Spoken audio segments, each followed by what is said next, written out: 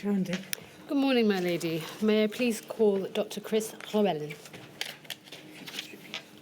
I do solemnly, Sincerely and truly declare and affirm that the evidence I shall give shall be the truth, the whole truth, and nothing but the truth.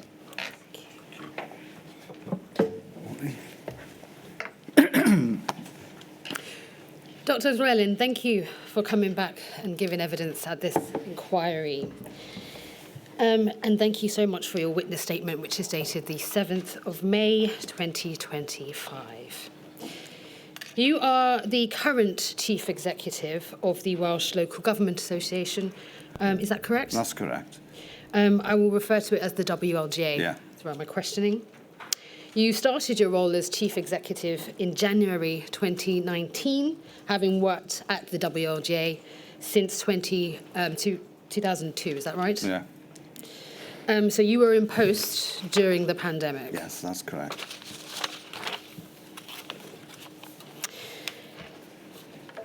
In terms of the Welsh Local Government Association, am I correct in saying that it's a membership body for local authorities in Wales? And although the membership is voluntary, its members include all 22 local authorities. Is that right? Yes, that's correct. And you also state in your witness statement that its purpose is to promote, improve and support local government, and that it works to give local government a voice. Yeah, that's right. At paragraph 22 of your statement, you state that throughout the pandemic, the WLGA did not play a decision-making role, but facilitated consultation and engagement between local authority leaders and senior professionals and the Welsh Government. Did the senior professionals include people from representative organisations, such as Age UK or any of those sorts of organisations? Such as Age UK or Age Cymru? Yeah, we would have worked with a range of public sector, voluntary sector organisations, yes. You also state in your statement that the social care response saw the Association of Directors of Social Services Cymru provide professional and operational leadership, whilst the WLGA provided political leadership. What do you mean by political leadership? Primarily engagement with elected members. The way the WLGA is constituted, we have a governance and decision-making structure which comprises elected members, an executive board, which is the 22 leaders of each of the 22 principal authorities in Wales, and a council which is made up of, which comprises a proportionate representation of all of the 22 councils in Wales. So the larger councils have more members and the smaller councils have fewer members. But as an association, we emphasise the primacy of politics, the important role of elected members, and the idea that that public services are delivered through a democratic framework where there's local accountability. And in all of the evidence I think we've given to the inquiry, we emphasise the link, the local accountability of elected members and of councils. Thank you. If I may put your witness statement on screen, it's INQ 000613908, page 20. Paragraph 55. Here you describe the state of the care sector in Wales just before the pandemic began. You state on the 22nd of December there were 1,076 care home services for adults, and there were 570 domiciliary support services registered with Care Inspectorate Wales, of which 23 were provided by local authorities. You also described the adult social care sector in Wales as varied, large and varied, consisting mostly of smaller private providers with narrow margins and limited financial reserves. You state that 75% of care homes for older people in Wales are owned by a single owner who owns one care home or an owner of less than 5 care homes. And you also state that only 8% of homes are owned by large group providers. What impact did the size of providers in Wales have on their resilience in the pandemic? I think that there were quite a range of impacts. I think that the operating at such a small scale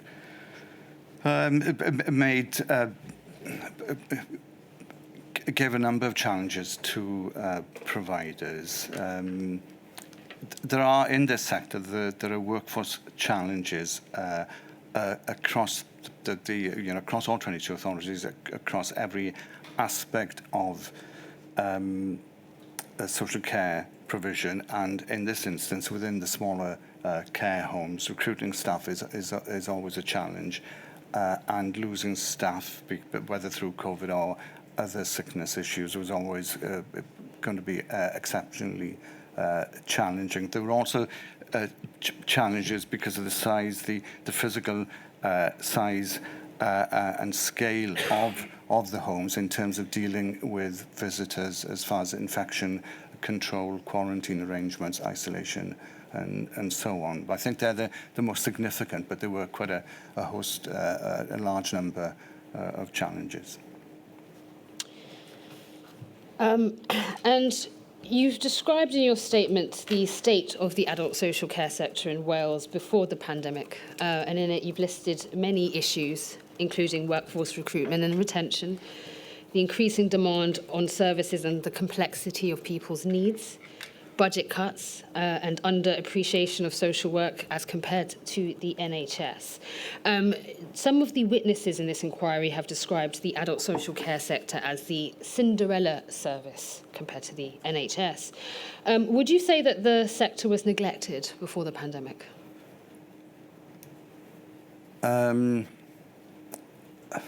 I don't know if I'd use the word neglected. I think the sector as a whole, before the pandemic and during and afterwards, is undervalued and underappreciated. I think there is a desperate need for strategic workforce planning. And although I think some of the challenges are understood, I think significant reform is needed, improved planning, additional resources as well, and a better understanding of the contribution that social care makes as a frontline service in terms of the process of prevention and early intervention. We see increasingly governments within the United Kingdom, but elsewhere as well, putting a greater focus on prevention and early intervention, and social care is a way of delivering that and adding value to the work that the NHS does. So just on pre-pandemic preparedness and planning, in your view, was the adult social care sector in Wales adequately warned and prepared for the impact of the pandemic in January and February of 2020? I don't think any sector was appropriately prepared for the onset of the pandemic, and I think because of those structural issues that we mentioned in the witness statement, I think that the sector was particularly challenged by the pandemic. I'm just going to pull up the Local Government Association survey. It's INQ 000040052, page 21 in table 6. All local authorities in England and also in Wales participated in this survey. As you can see, in terms of preparedness of the care sector for the pandemic, 86% of Welsh authorities rated the preparedness as either not good at all or not very good. There's also points in respect of capacity there, and resilience is a bit of a mixed picture. Now, if we could turn to Table 7, which is on the next page of the same document, page 22. Those local authorities who had stated that capacity or resilience was not good, they've stated a number of reasons why, with all of them saying workforce recruitment difficulties being one of them, funding pressures, rising demand for adult social care services, workforce retention issues, etc. Now, in terms of pre-pandemic planning, before this pandemic, who or which organisation was involved previously in that? Are you aware? There would have been a range of organisations. As an association, our engagement would have been limited. I think we've discussed in previous modules our involvement in emergency planning at a strategic and at a national level, but we would have been less engaged at a service level. Do you think you should be more engaged in it? I think we've said before, the more that because of local government's involvement in the operation and delivery of services, the more involved local government is, and the more involved at an earlier stage, then the better the outcomes are likely to be. Are there any other organisations that you think should be involved in pre-pandemic planning? Well, I think one of the good things about the way we do things in Wales is that the public sector as a whole, but the public sector and the voluntary sector, and indeed the private sector, there is a great focus on working in partnership. The Social Services and Wellbeing Act places emphasis on public sector organisations working in partnership. So in this, in relation to your question, I'd expect to see the Welsh Government, Public Health Wales, the NHS, the regulators, local government, WLGA as a representative body, and so on, all involved. And what about representative bodies for care providers? Do you think they should be involved as well? Yeah, I think the more, the greater the plurality of voices heard in that discussion, then again, the more effective the outcomes are likely to be. And would you agree that recipients of care and unpaid carers should also be involved in some way or have a voice? Yeah, again, the Social Services and Wellbeing Act emphasises the importance of voice and control. As an association, we always emphasise I touched on the point earlier, but services being delivered within a framework of democratic local accountability. The voice of service users is absolutely incredibly important because nobody understands services better than they do. We also emphasise the principles of social partnership as well, of engaging with those people who deliver services as closely as possible as well, because the service users and then those who deliver them at an operational level are the ones who will understand the service best. And if I can just add, I've been listening to some of the other witness statements of the evidence sessions, and I think that those who have been delivering services on a day-to-day basis, who were faced with the challenges of having to deliver services in a very difficult situation, making sense of guidance that were provided to them, gives an incredible insight into the challenges of the pandemic. I think sometimes there's a tendency to look at things from a strategic and national level and forget sometimes about the service user and the operational dimension to it all. And my final question on this point, in terms of pre-pandemic planning for care providers, how do you think that should be integrated? Because, of course, there's the possibility of it happening from the top down, but how do we ensure that care providers are fully prepared in the case of a future pandemic? Yeah, I think there is a challenge there because it's a fragmented sector. There are so many different providers, as we've indicated in the survey. I think at the start of COVID there was something like 750 care home providers, which were just sole individual businesses. Communicating with and engaging with them is difficult, but it is a challenge we have to overcome. There's an emergency planning exercise being held in Wales in October this year. And it is important in these planning exercises that we do look at this experience and learn those lessons. I'm going to come on to discuss the Welsh Government and also Public Health Wales's understanding of the adult social care sector at the beginning of the pandemic. You stated in your statement that officials in the Welsh Government Social Care Department had a good awareness of adult social care, the challenges pre-pandemic and those which occurred because of the pandemic. However, you say that there was less knowledge of the adult social care sector in other Welsh Government departments, such as health, and in other organisations, such as Public Health Wales. You then also go on to state that Public Health Wales appeared to understand residential care, but domiciliary care less so. Do you think that the Public Health Wales or the Welsh Government's understanding of the sector has increased since the pandemic? I'm not in a position to comment. I don't think. In terms of the within the Welsh Government, I'm aware that there is significant practitioner experience.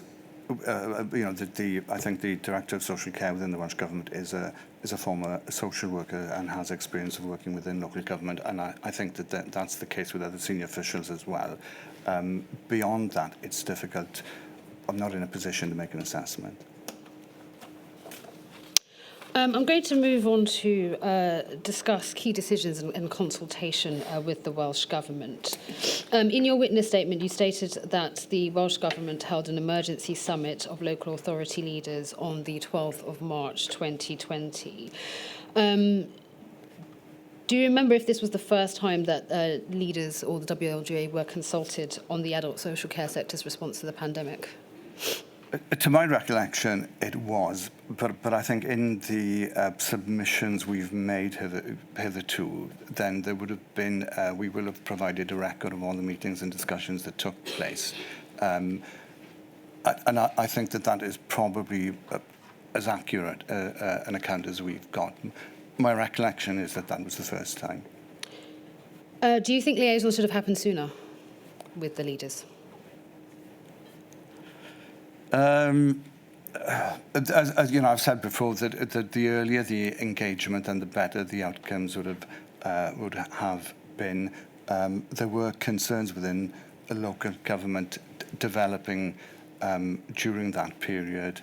I think with the benefit of that hindsight, probably yes. You'd stated that from an adult social care perspective, the Welsh Government's approach to joint working to manage the pandemic was commendable. However, despite the joint working with stakeholders, you and other witnesses have highlighted issues with the content of guidance. What improvements do you think could be made in order to ensure that there's clear and useful guidance in the future pandemic? I think in social care, but across other services as well. I think there's a tension and possibly a dislocation between the people who write guidance and their theoretical, or in this instance maybe clinical understanding of what's required to be contained in the guidance, but then the importance of writing guidance in such a way that it's understandable and can be operationalized with ease. And again, from other witness statements, I've seen the challenge the people in the social care setting faced with changing guidance, the immediacy of delivering services, but having to interpret guidance there and then as it change. So I think that in developing guidance in social care, but in other sectors as well, the more engagement there is with people who work at the operational, the delivery side, then the more effective it's likely to be. And we've said in other statements that we've made that the earlier that local government is engaged in developing guidance, then the better and the more effective it will be. I'm going to ask you a couple of questions on the discharge of people from hospitals into care homes. In your statement, you state that the WLGA were not consulted on national policy or approaches to hospital discharge. Do you think they should have been? It would have. It's outside of our remit as an organisation, and we as an organisation don't have particularly relevant expertise. But I think I think we could have added value, and I think that our interventions subsequently did add value. What value did you say you would have added?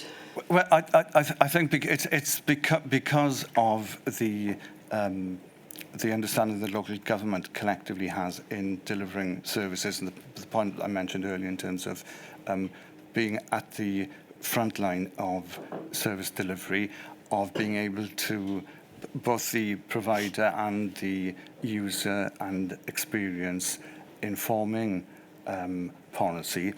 And in this instance, in the absence of accurate, reliable and immediate data, because local authorities, both as officers and elected members, are rooted in their communities, in the absence of other data, then the information that they can provide and share, I think, can add value and help to inform policy.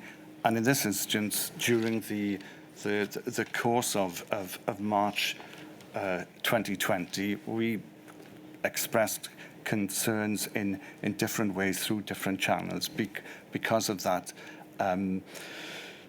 delivery and knowledge that authorities had. If I can pull up the LGA survey again, that's INQ 000400522, page 72. Thank you. Table 56. This table is asking local authorities the extent to which appropriate IPC measures were in place for moving people between hospitals and care homes. And as you can see, in terms of Wales, 45% of authorities said to a small extent, and only 36% said to a moderate extent. In your view, do you think the Welsh Government sufficiently considered the ability of care homes to enact appropriate IPC measures before issuing the March discharge guidance?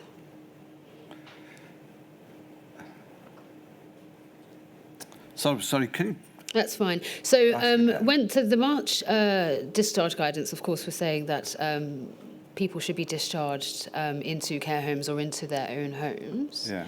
Now, at that time in March, there were issues with PPE, for example, question mark whether or not there were isolation facilities in care homes, things like that. Do you think that IPC measures were sufficiently considered by the Welsh Government before they issued the March guidance? I think the focus was elsewhere, and I think we've said previously, because the focus on the NHS and capacity within the NHS, there were many aspects of social care provision which weren't taken into account.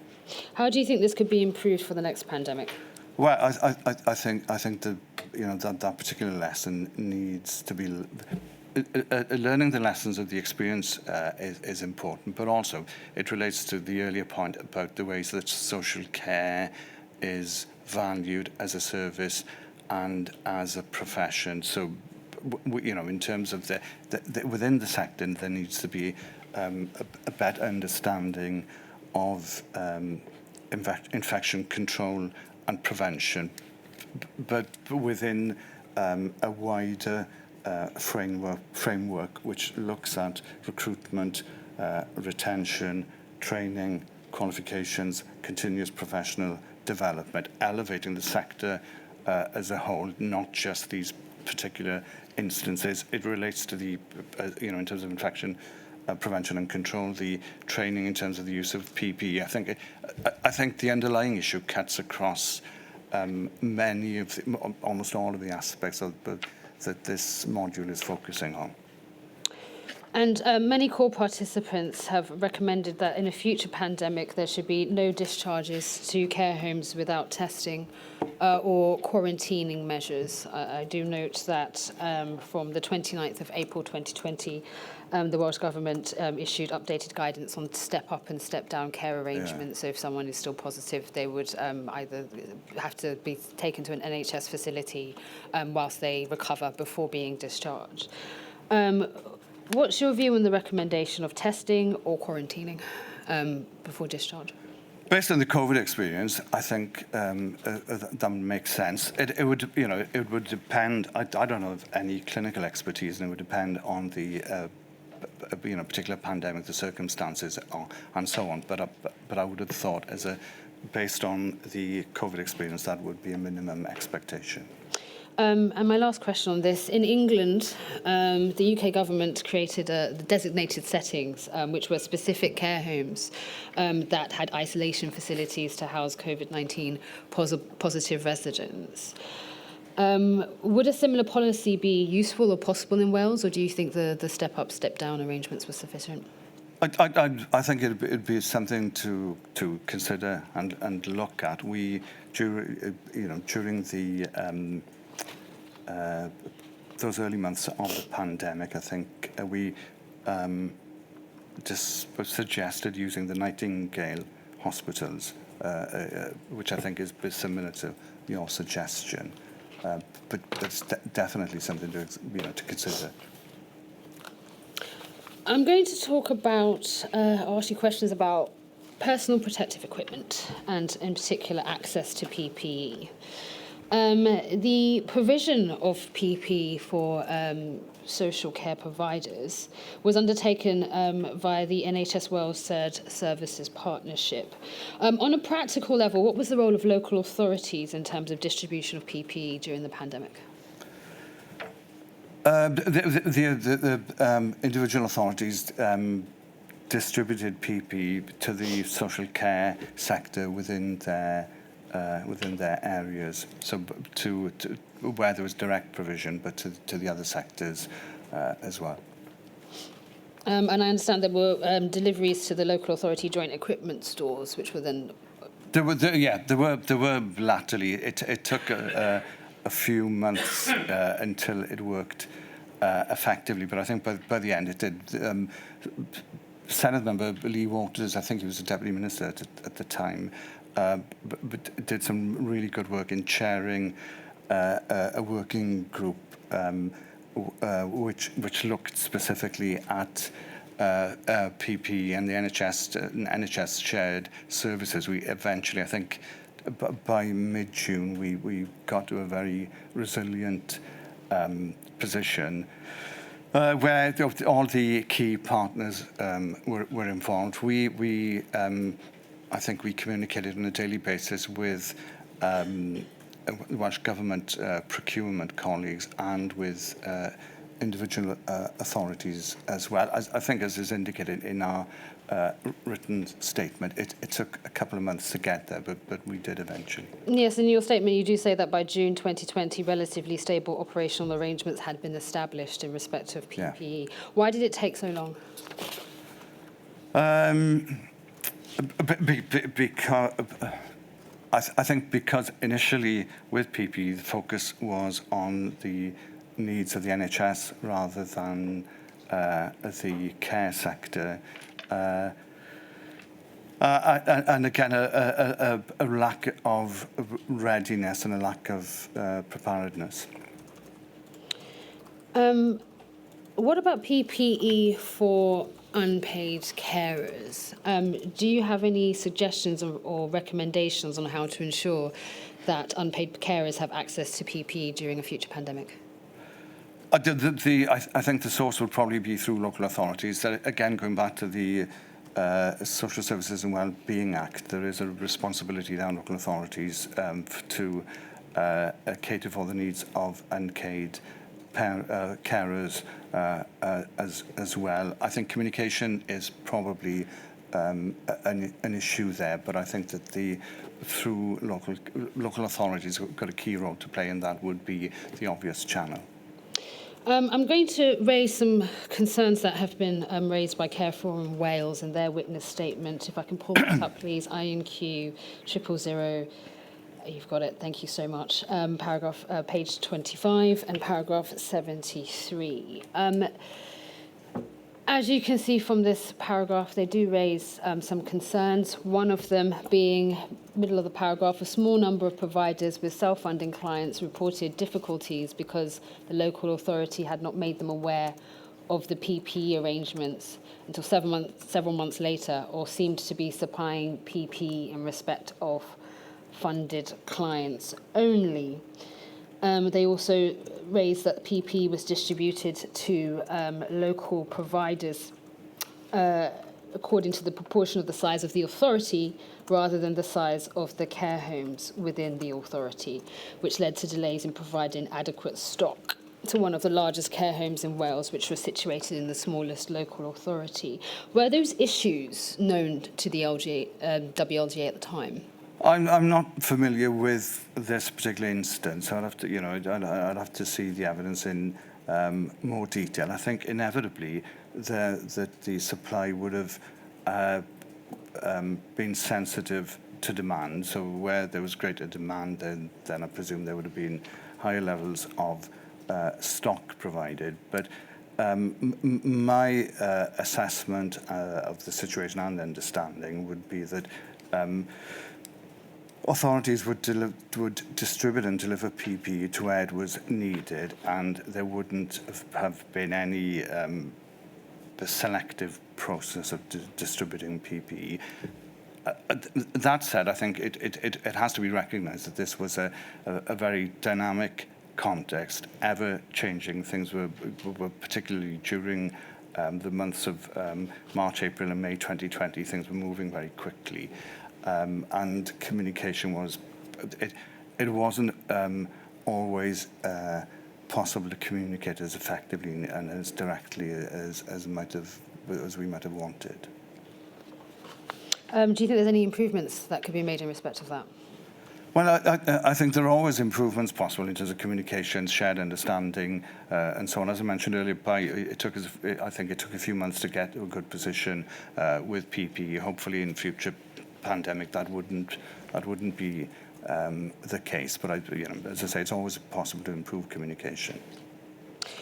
I'm going to move on and ask questions about testing for the social care staff and also residents. Now, I'm not going to pull up on screen, but the WLGA survey shows that 73% of Welsh local authorities found that care providers found it either fairly difficult or very difficult to access COVID-19 tests in the first 6 months of the pandemic. The testing regime went through various iterations, various different guidance as more and more testing became available. But what I want to focus on is the testing that local authorities were involved in. I understand that a scheme was developed between the Welsh Government, the WLGA, Ads Cymru and Data Cymru for local authorities to identify 15 members of staff per council to be tested from the 1st of April 2020. Yeah. Yes. To clarify, was this testing for symptomatic staff only at the time? It was up to individual authorities to nominate up to 15 members of staff, and they had to do it. It had to be done first thing in the morning as well. I don't recall that it worked particularly effectively. The feedback arrangements didn't work. They weren't. They didn't seem to be immediate, and I don't think it was a satisfactory solution. No. And you state in your statement that the scheme covered both local authority, social care staff, and staff employed by commissioned providers. So including care homes who are symptomatic. What about providers that were not commissioned by local authorities? I can't recall whether they were covered by it or not. I could provide that information as a follow-up.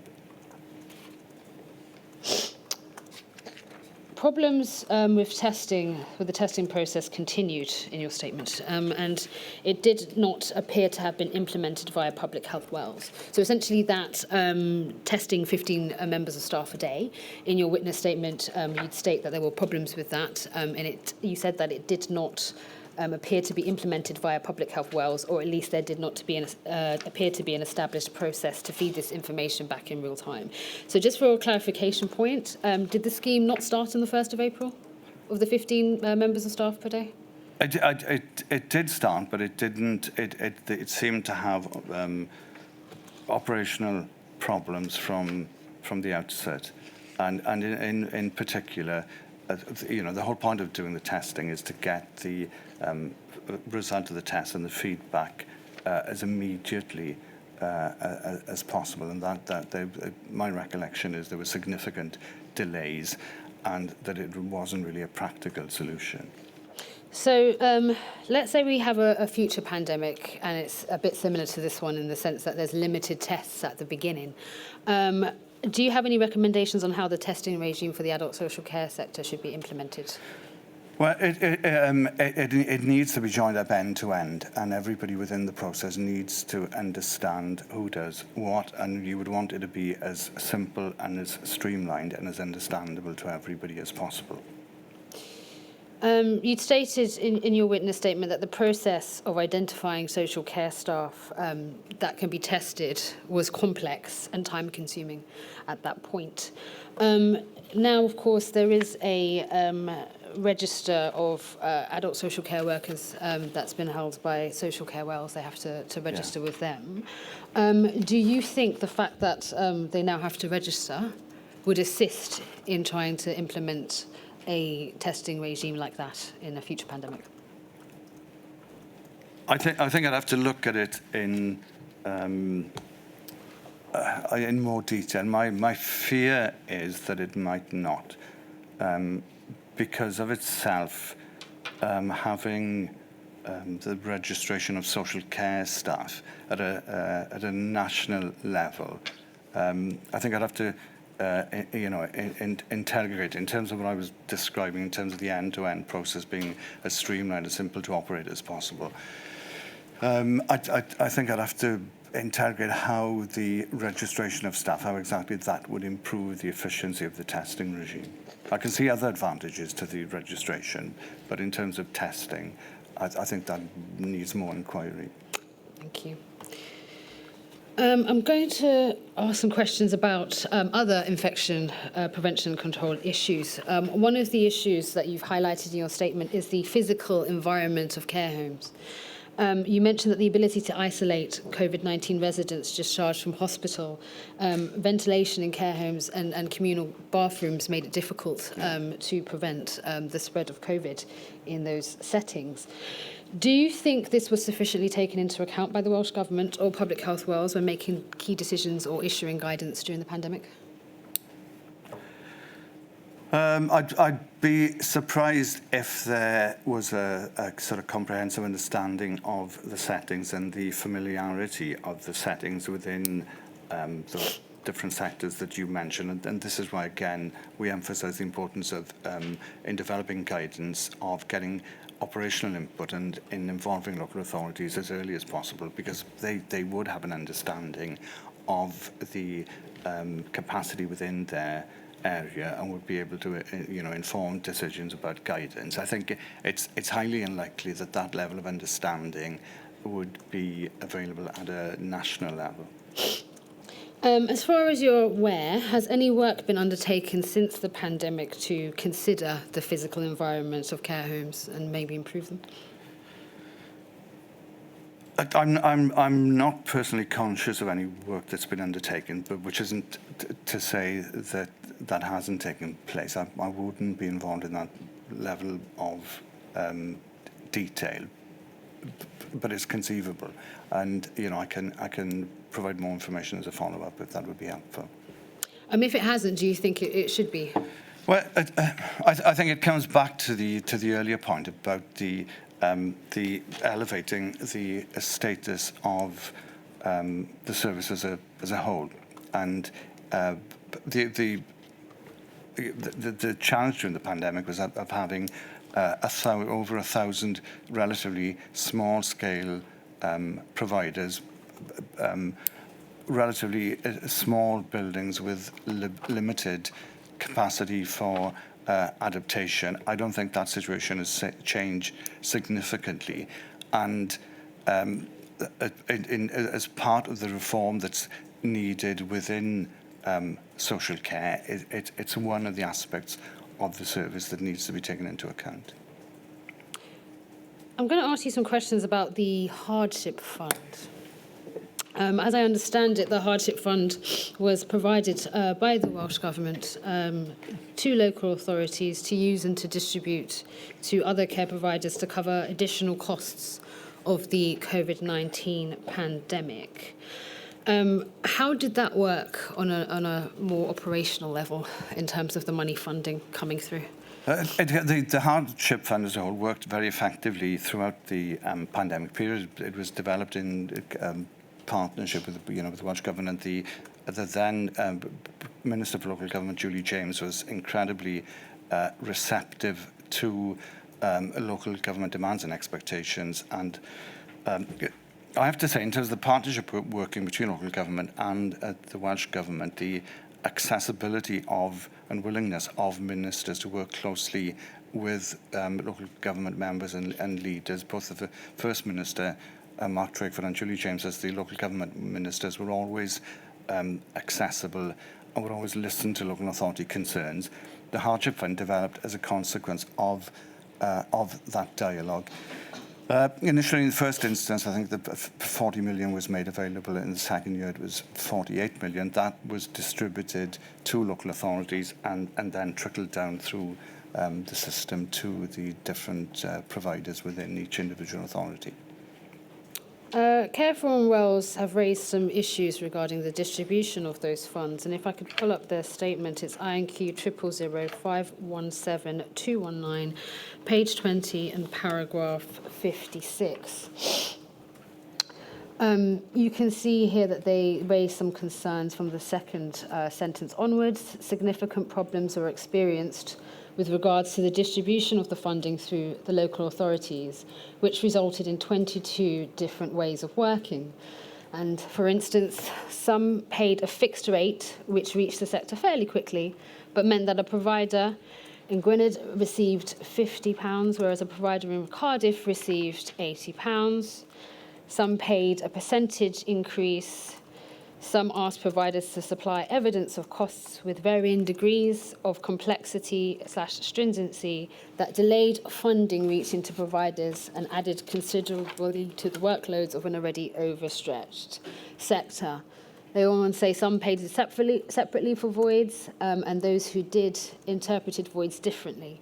Or in other words, there seems to have been variations in how the funding was provided with different local authorities. Were you aware of those issues during the pandemic? I think it depends. You can look at this. Some of these issues are contestable, and again, I'm not particularly familiar with Careful and Wales, evidence and the detail. But I think one of the beauties of the system is that local authorities could take account of particular circumstances in their authorities. And I've mentioned a few times the principle of, local democratic accountability, but authorities, councillors and officers being rooted in their communities, understanding their communities, being able to work with different partners as required. The circumstances, Wales is a diverse country. The circumstances, urban areas, rural areas, they're geographically, demographically, socioeconomically different, and there's a sensitivity in the system to take account of those differences. We've seen in some of the earlier slides there are over 1,000 different care home providers. Most of those are different with different demands. As a whole, I think the process of distributing funding worked incredibly effectively. There were guidelines set by the Welsh Government. They were flexible. All authorities worked within those guidelines. And of course, as well, there is the issue of financial probity and transparency as well. So all of that is important. So, I think it's harsh to criticise authorities for acting and within the constraints of financial probity and transparency in the way they distributed public funding. Well, let's say, for example, that one local authority decides to charge a fixed rate for something, or provide a fixed rate for something, whereas another local authority decides to do it by way of percentage increase, and that means that for, let's say, a care home in one local authority, they end up getting more money than a care home in another local authority for the exact same thing. Do you think that's fair? Yeah, but I'm not sure you'd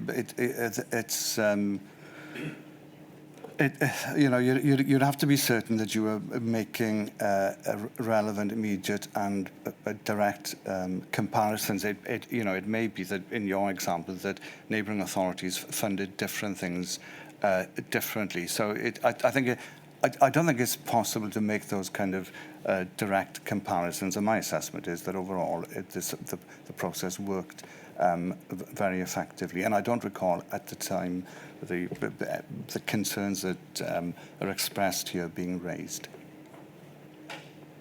So just to confirm, would you say that there should still be, if in a future pandemic, local authorities should still be allowed to set their own sort of processes, terms and ways in which they... Yeah, I think because of their understanding and sensitivity to local circumstances, I think that that's a good way of delivering the funding. And I think it's likely to be far more effective than a centralised national top-down approach to it. Concerns were also raised about the speed at which money was reaching providers, with Care for Wales having stated that funding was agreed by for the sector by the Welsh Government in April, but they gave evidence in May that it was still not reaching the sector. Did you hear about any concerns about the speed of the funding reaching providers during the pandemic? No, I mean, I can understand the frustration felt by different sectors depending on their cash flow circumstances. But as I say, at the time, we felt that authorities were, given the circumstances, were distributing funding very swiftly, effectively and efficiently in this sector, but in other sectors as well. I'm going to ask you some questions about data, because many witnesses have mentioned lack of data at the beginning of the pandemic, and increases in data as the pandemic went on. Now, you'd mentioned in your statement that on the 29th of April, the Welsh Government wrote to local authorities setting out new reporting arrangements, seeking weekly data collections from the 4th of May. And you also state that this data collection has continued post-pandemic, but on a monthly rather than a weekly basis.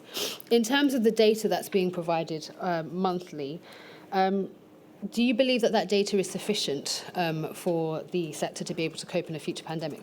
Or do you think there is more data that's missing that needs to be added to the monthly rota? Data is always timely data. The acquisition and the provision of comprehensive and timely data, I think, is always a challenge. Since the, as an example, since the pandemic, I think we refer in the witness in our statement to the Care Action Committee. And since the pandemic, we've been meeting the Welsh Government on a monthly basis, looking at different aspects of the interface between health and social care and discharges. from the NHS, from hospitals to social care settings. And although it's onerous, that seems to be working well and addressing current needs.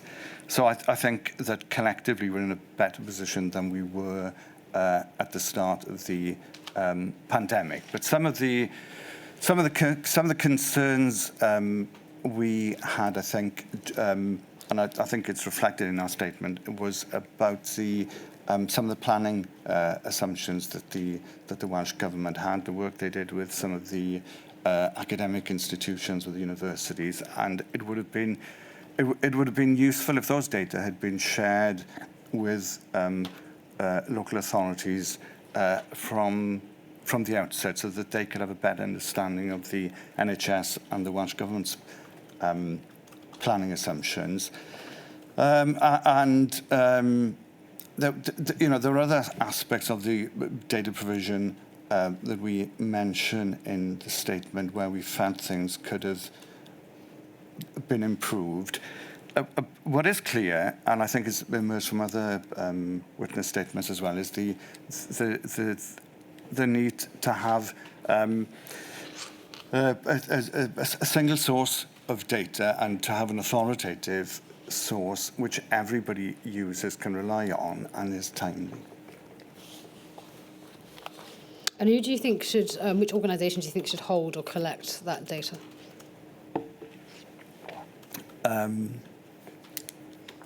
Well, I'd be less. I think the ONS are used as an authoritative source of data. I think I'd be less concerned about who holds the data, so long as we had a shared understanding and that it was authoritative, comprehensive, and timely. What about data on unpaid carers or adults who are in receipt of unpaid care from perhaps their family members or friends? Yeah. Do the local authorities have enough of data on them? Do local authorities know how many they are, for example, so if in a future pandemic they would know who to target for testing or PPE or guidance or anything like that? Yeah, it's the position and role of unpaid carers is quite a difficult and challenging one, and authorities, it is a responsibility that they have.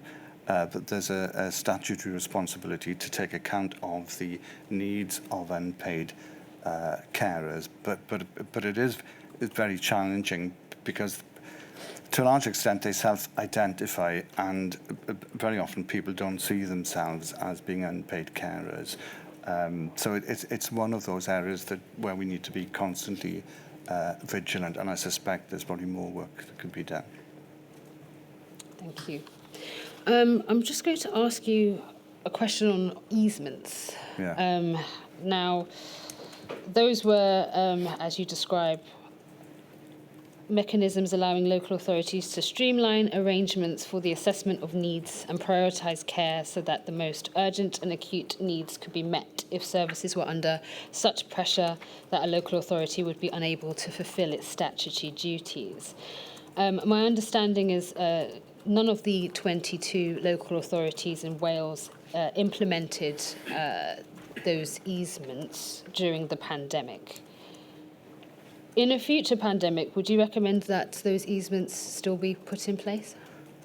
We were involved in discussion with the Welsh Government about the easements and the provision that they could be used, and at the time I think we were receptive to the idea, but as you say, as it transpired, authorities didn't make any use of the easement.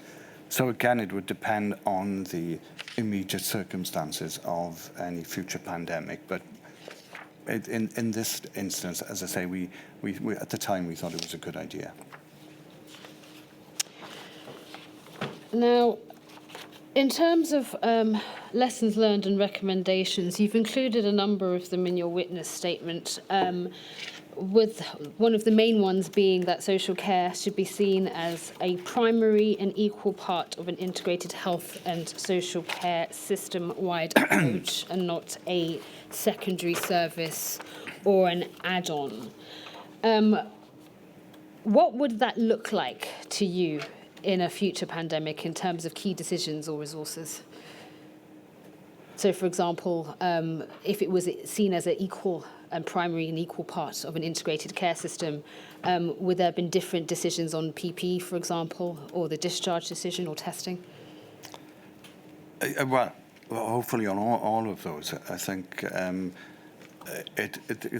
the care sector needs comprehensive investment and reform. You know, I've touched on some of these issues already in terms of recruitment, retention, training, continuous professional development, terms and conditions, the remuneration in terms of the welfare, the well-being and welfare provision of the staff. You know, for example, with PPE, the donning and doffing of PPE is a central part of training within the NHS. You know, that isn't the case within social care, but investing in all of those areas, elevating the status, improving the level of public appreciation and understanding of the role as well. All of those things are important. They go far beyond the immediate concerns of maybe of this inquiry in terms of the various governments' plans for the future of the NHS, a focus on early intervention and prevention. In all of those areas, social care is the front line of addressing those needs. And there is another recommendation that you mentioned in your witness statement. Consider the optimal response of and role for regulators in a pandemic situation. Could you provide us with more information on what you mean by that? Yeah, I think it would be useful to have a better understanding of the role of audit, inspection, and regulation within the context of a future pandemic. Our approach as an association, as local government in Wales, generally is that we think that regulation, audit, and inspection needs to be far more integrated, joined up, streamlined, proportionate, that we need to declutter and reduce complexity as much as possible. The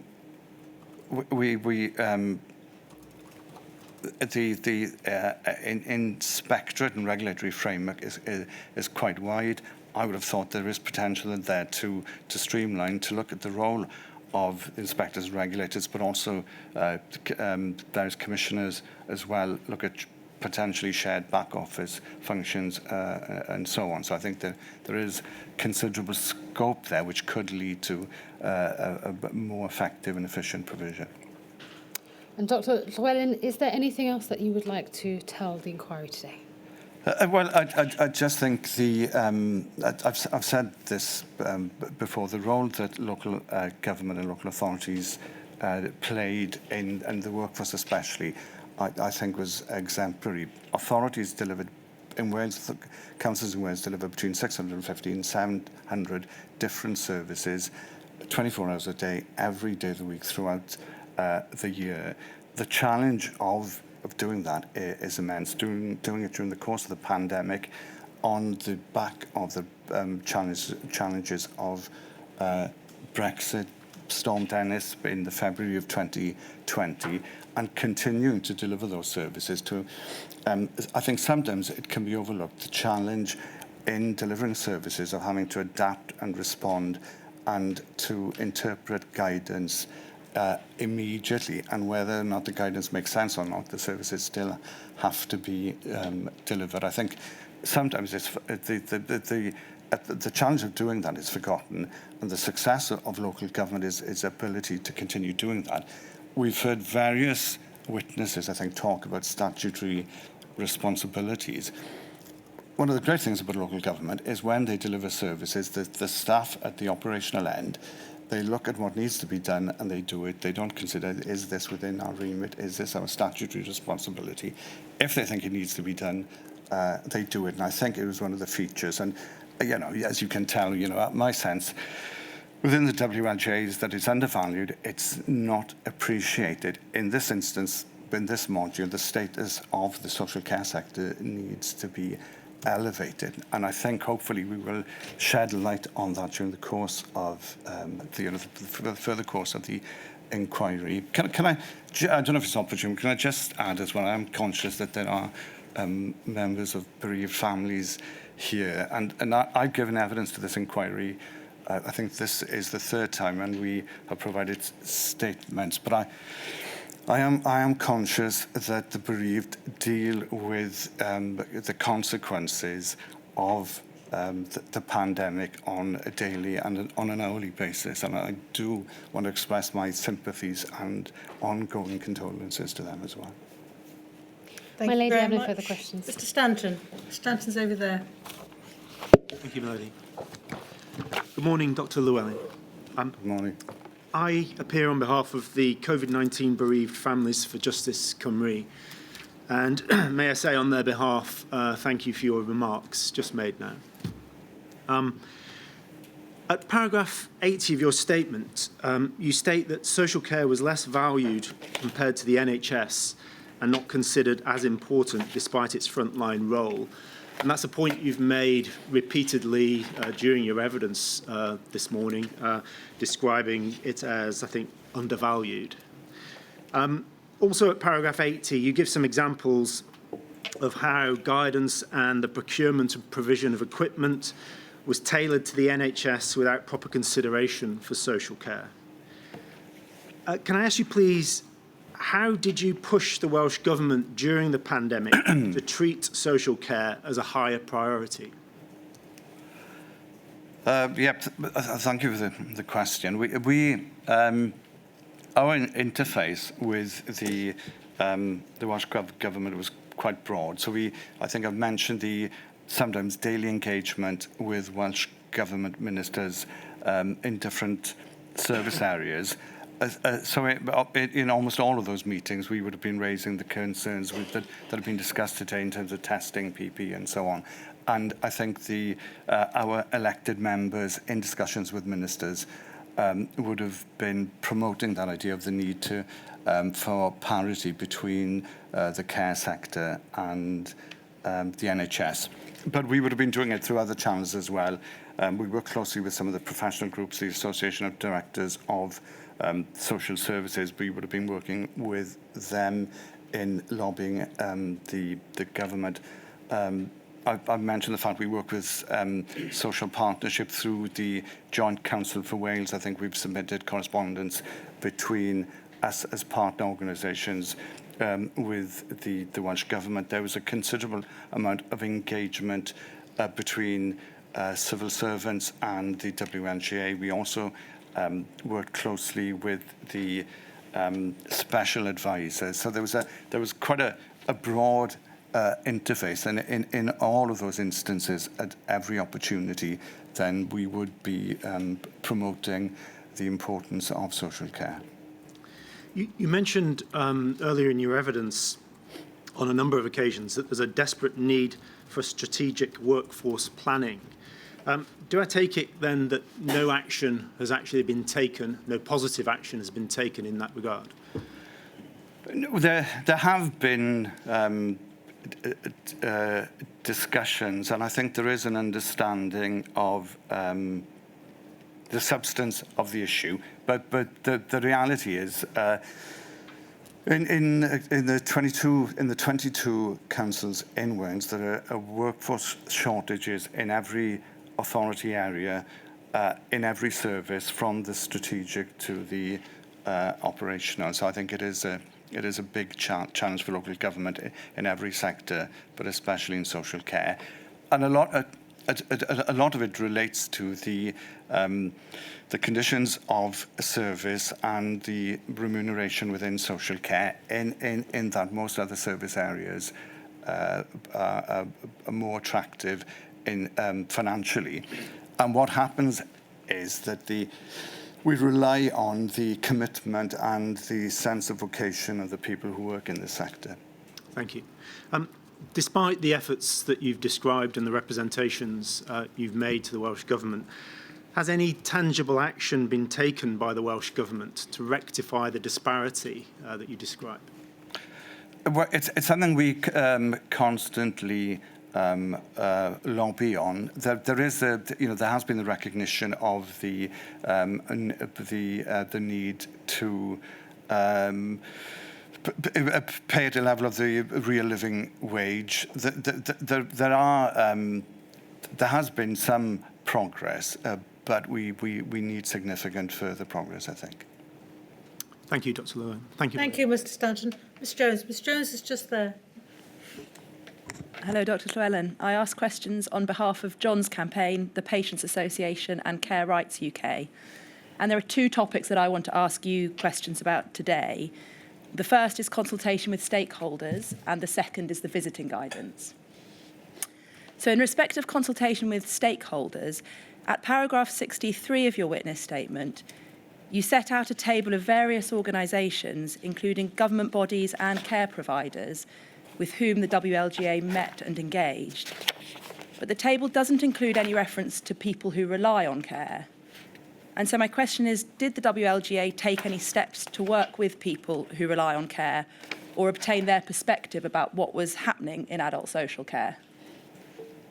We would have, I think we would have expected individual authorities to engage in that discussion and then to feed into our work. So we would have been more reliant on them. It may be that it's something that I haven't emphasised but during the course of my evidence. But the WLGA is a relatively small organisation, so we rely quite heavily on the professional input of individual authorities, and which is why we work with professional networks like the Association of Directors of Social Services. And we also rely on anecdotal information and data that we gather from elected members. I think I've emphasised the point that that elected members, councillors, invariably live within their electoral wards, are closely associated with their communities, and engage very closely with the people that they represent. So we would use those channels, I think, to get information in this instance. And are you aware of any of the Welsh local authorities having formal processes for people who rely on care to raise the issues that they may be having with their local authority, or are you expecting that to happen more on the ad hoc basis? That you... Well, I'm sorry, I'd have to check to see. I can provide that information as a follow-up. That would be my expectation, but I'm not familiar enough at an operational level with the detail. Thank you. In terms of consultation regarding the visiting guidance for care homes, are you aware of whether people who use social care or their families were consulted about the content of the visiting guidance, and if not, why not? The visiting guidance delivered by individual care homes or national guidance? And the national guidance. At a national level, I'm not aware that there was any discussion or consultation, which is why we've repeatedly emphasised the importance of engaging with people at an operational level. I think I've said both in terms of the people who provide services and people who use services as well, because they understand those services better than anybody else. The legislation that's in place talks about voice and about listening to service users, and it is something that we emphasise and prioritise and would expect to see happening at every level. Thank you. At paragraph 189 of your witness statement, you identify that 16 of the 22 local authorities in Wales thought that the visiting guidance was either not very good or not good at all. Were you aware of any specific concerns that local authorities had with the guidance that led them to those conclusions? And what, if anything, was done to respond to their concerns? As far as the detail of the concerns, on issues like this, sometimes we act as the interface or the conduit. It's easier for the Welsh Government to deal with us as an association than to have bilateral discussions with each one of the authorities and in turn with the providers. So we would have been, all of those issues that were raised with us, we would have then been lobbying, as it were, the Welsh Government to make those changes. And there were issues that we were always conscious of. And it relates to some of the other points that have been made about the particular circumstances of care homes and the provider settings. But, you know, because they're so diverse, at the time there were over 1,000 of them. Each of those, the circumstances were very different. The physical circumstances and infrastructure would have been difficult, and their capacity to respond would have been different as well. So we would have been communicating that to the Welsh Government as much as we could. Do you recall how any of that feedback was received by the Welsh Government and whether it was taken into account to make amendments to the visiting guidance? We would have had a dynamic and ongoing dialogue. The Welsh Government would have always been receptive to those concerns, and there is a trade-off or a balance between providing guidance which allows for local flexibility, but at the same time addresses the clinical concerns and needs. Thank you, Dr. Llewellyn. Those are my questions. Thank you very much, Ms Jones. Very grateful. Dr Llewellyn, that completes the questions we have for you. You said you've helped us 3 times. I'm not sure whether I can say that it's goodbye and a genuine thank you. Well, actually, all my thank yous are genuine. But thank you very much for the help you've given so far. No, thank you. It's a pleasure. If it is so far, and if it's goodbye, thank you very much and goodbye. I don't know if we're going back to Wales today. Don't think you're going to cool off if you are. Oh no, I hope to be. It's unusual. I live in a green and lush land. So no rain would be welcome. Thank you very much indeed. I shall return at 11:30.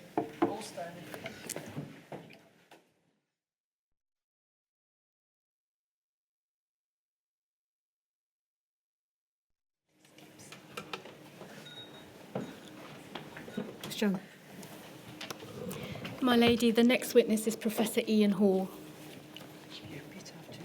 I swear by Almighty God. I swear by Almighty God That the evidence I shall give. that the evidence I shall give Shall be the truth. shall be the truth, The whole truth. the whole truth, And nothing but the truth. and nothing but the truth.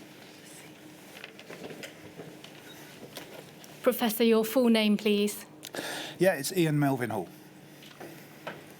You are currently employed by the University of Manchester as Professor of Mathematical Epidemiology and Statistics, is that right? That's right, yes. You've been in that role since 2021. Your primary areas of expertise are mathematical epidemiology, statistics and modelling applied to public health, epidemiology and adult social care, is that right? Yes. You've contributed to a large number of major publications, a list of which you've provided to the inquiry, and some of which we'll be discussing today. And in your day-to-day professional work, is it right that you develop mathematical and statistical models of infectious disease to learn how to better control them? Yes, that's right. Is it right that since 2006, you've also held various roles at Public Health England, although you're not currently employed by UKHSA, is that right? Yes, that's right. Yep. You currently are Honorary Senior Principal Modeller in Emergency Preparedness, and prior to that you held various modelling roles. Yes, yep. You've also been involved both prior to the pandemic and during the pandemic in various scientific and technical advisory groups to the government. I don't want to deal with all of them, but the ones most pertinent to your evidence today are firstly the care home working subgroup, is that right? Yeah. Which started off, I think, as a task and finish group, as a working group of SPY MO, and then was subsumed, I think, a week or so later as a formal subgroup of SAGE, is that right? Yeah, that's right, yeah. Yep. You were also involved in SPY-M and that is something that you've been involved in since 2006. Yep. And SPI-M is not a subgroup of SAGE, but it's a standing advisory group to the Department of Health and Social Care. And is it right that that advises the government on pandemic risk and preparedness? Yeah, modelling wise, yeah. And modelling. Yeah, there'd be other committees like NERVTAG or, yeah, that would advise on different aspects for pandemic response. Thank you. Can I just ask you, in relation to your expertise and experience in adult social care, is that something that you had pre-pandemic, or is it something that's developed as a result of and since the pandemic? I mean, it wasn't immediately prior to the pandemic. I mean, the only work I'd really done was the lit review and the modelling around enclosed societies. So in that sense, we're treating a care home as an enclosed society. But yeah, obviously then, because of that experience, that's why the chair of SPI-MO invited me to set up the subgroup on for care homes, that then sort of cascaded from there. So just to check I've understood correctly, your expertise in adult social care came mainly from your modelling work. Yeah. In relation to enclosed societies, which we will come on to deal with. Before we do, can we just briefly deal with modelling, please? Mm-hmm. The inquiry's had quite a bit of evidence on modelling in previous modules, so I don't want to spend too long on it, but just briefly, is this right, Professor, that if we simplify it right down and put it bluntly, are models a way of making educated guesses using data and assumptions about things that are not otherwise easily observable? Yes, yeah. I think a model is simply a simplification of real life. That you have to make assumptions that hopefully are evidence-based to make them computationally tractable, so you can understand them. Run them and then understand the outputs. So that's the thing. I think Thank you. And tell your students you only make educated guesses. Well, I think the important thing, and this is I was just trying to recollect, was it is. I mean, we do. I mean, I think this is the important thing that students need to understand, that is sort of an educated guess. But if you don't have a model, you are just making it up as you're going along, really, in the sense that you need a model to give yourself a framework for decision making, and that's where it sort of. And then you need the decision makers to understand the limitations on modelling. Of course, what you're trying to do. And that's the hard bit. I mean, I always tell PhD students, maybe more than undergraduate students, that designing the model is the easy bit. It's the building the interventions in that we sort of start to earn our money, as it were, or from an advisory piece, because that's where the nuance comes in. We touched on the limitations to modelling, but is it right that the quality of models depends on the quality of the data underlying it, as well as the assumptions?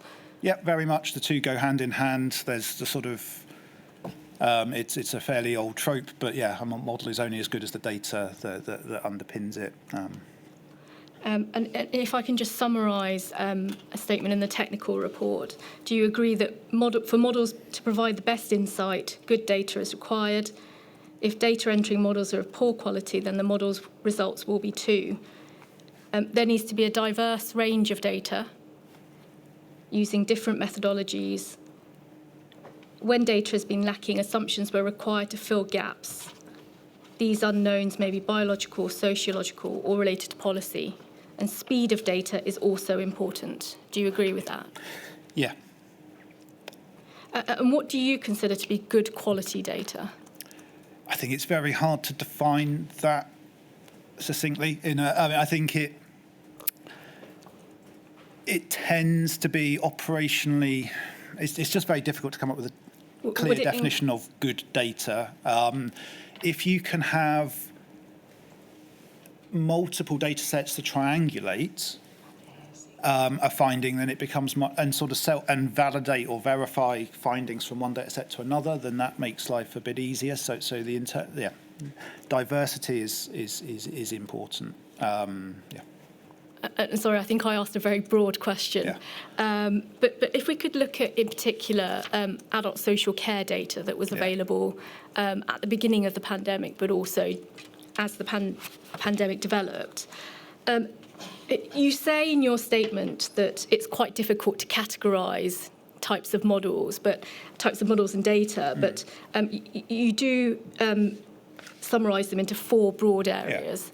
The first is disease epidemiology, and that's information about the disease, so, for example, transmission routes and so on. The second is information on social mixing patterns. So that would include, for example, how often people are coming in contact with settings and between each other, movement between settings and so on. A third is surveillance data from settings. So would that be, for example, if there'd been an outbreak, the health protection team would go and collect information on the number of cases and things like that. And then finally, quality of life factors. And that would cover things like what is the cost of disease to an individual, or the cost of intervention. Or the cost of the intervention, And as far as adult social care data is concerned, were any of those missing? And what impact do you think that might have had on the response? So the key one that it was missing, and sort of arguably still is missing, would be the social mixing within care settings. There were efforts to look at that through the contact survey run out of the University of Leeds, and so that we engaged, we spoke to them, and we are speaking to them on an ongoing basis. That's a very important study. Hopefully we can sort of do in the future, and I've got a PhD student looking at some of that work, collaborating with the PI from that study.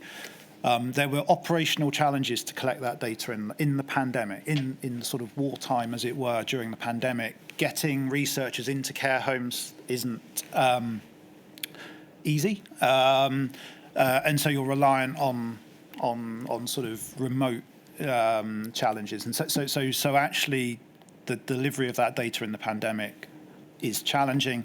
So in terms of that, from a lesson learned, we really must have protocols for such studies set up ahead of time, so that in the future we can make the ethics and the way of collecting data faster and more reliable in the future. And just to clarify, the contact study that you refer to there, is that one where they put Bluetooth devices It was, yeah. So it was into the project, care homes to see how much staff and residents came into contact with each other. But there were, as you say, operational difficulties during the pandemic. And so you're saying that kind of research needs to be set up in advance. Is that and it must involve residents and staff in that, so you get a whole sense of the setting. So without that sort of data, you're sort of blind to, you're having to make assumptions about people just mixing randomly within the setting, which may not be true, and that sort of thing. I think the surveillance. Sorry, did you want to follow up on that before I go into the other types of data? I was just going to ask, just on the back of what you said, so where data was missing during the pandemic, and therefore your knowledge had gaps, how did that impact on the quality of the modelling that was produced during the pandemic? I think you have to couch your advice from the models in the light of the fact that there are gaps in the data. So some of the early work that we put in through sort of the May SAGE paper, there was modelling advice that went into that, generated from London School of Hygiene and Tropical Medicine's modelling team. That was perfectly good modelling, and they would have been assuming sort of random a certain type of mixing between staff and residents, but it was an assumption rather than data driven because of that. Thank you. So that's social mixing data. And what about quality of life factors? Is that data available? No, not in a easily modelable form. So this is one of the things that we learned through the pandemic. Went a couple of times on a couple of different commissions, that sort of quality of life, the traditional kind of way from a health economics point of view would be to sort of do a quality of life questionnaire on people. I think in care homes there is a more nuanced and sort of a better way of doing that through say the Ascot tool. And I think you've heard about Ascot from previous witnesses. And I think that has been used, but it hasn't ever been used from an infectious disease angle. So it's typically used for chronic infections or general life, quality of life in the setting.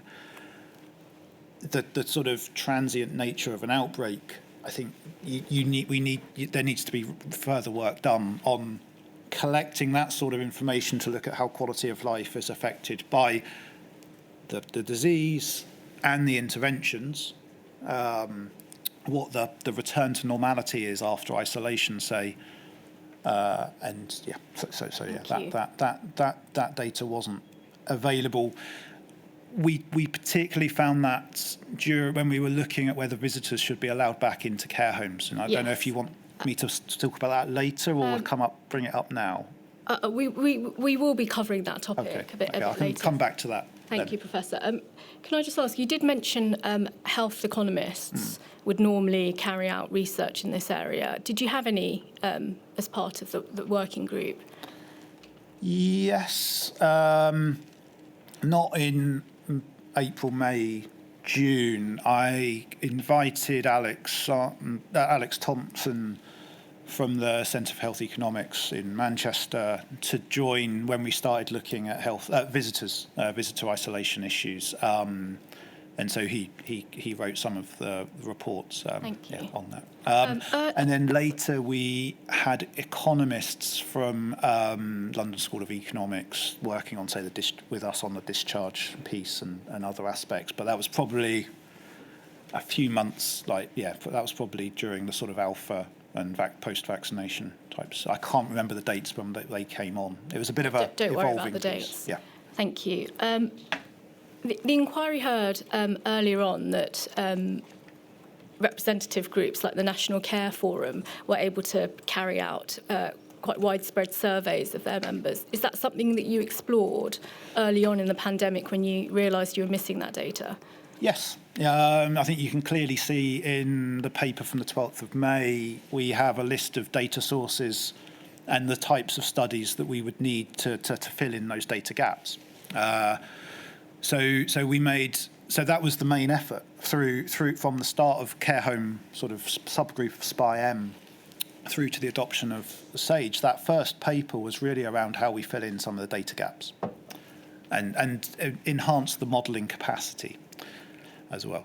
Now, and then we sort of looked at some of the ongoing research, and we were rather than have to fill those survey gaps ourselves, we were able to use studies like Vivaldi eventually to fill in those gaps. So we basically got other researchers to do that work for us. Thank you.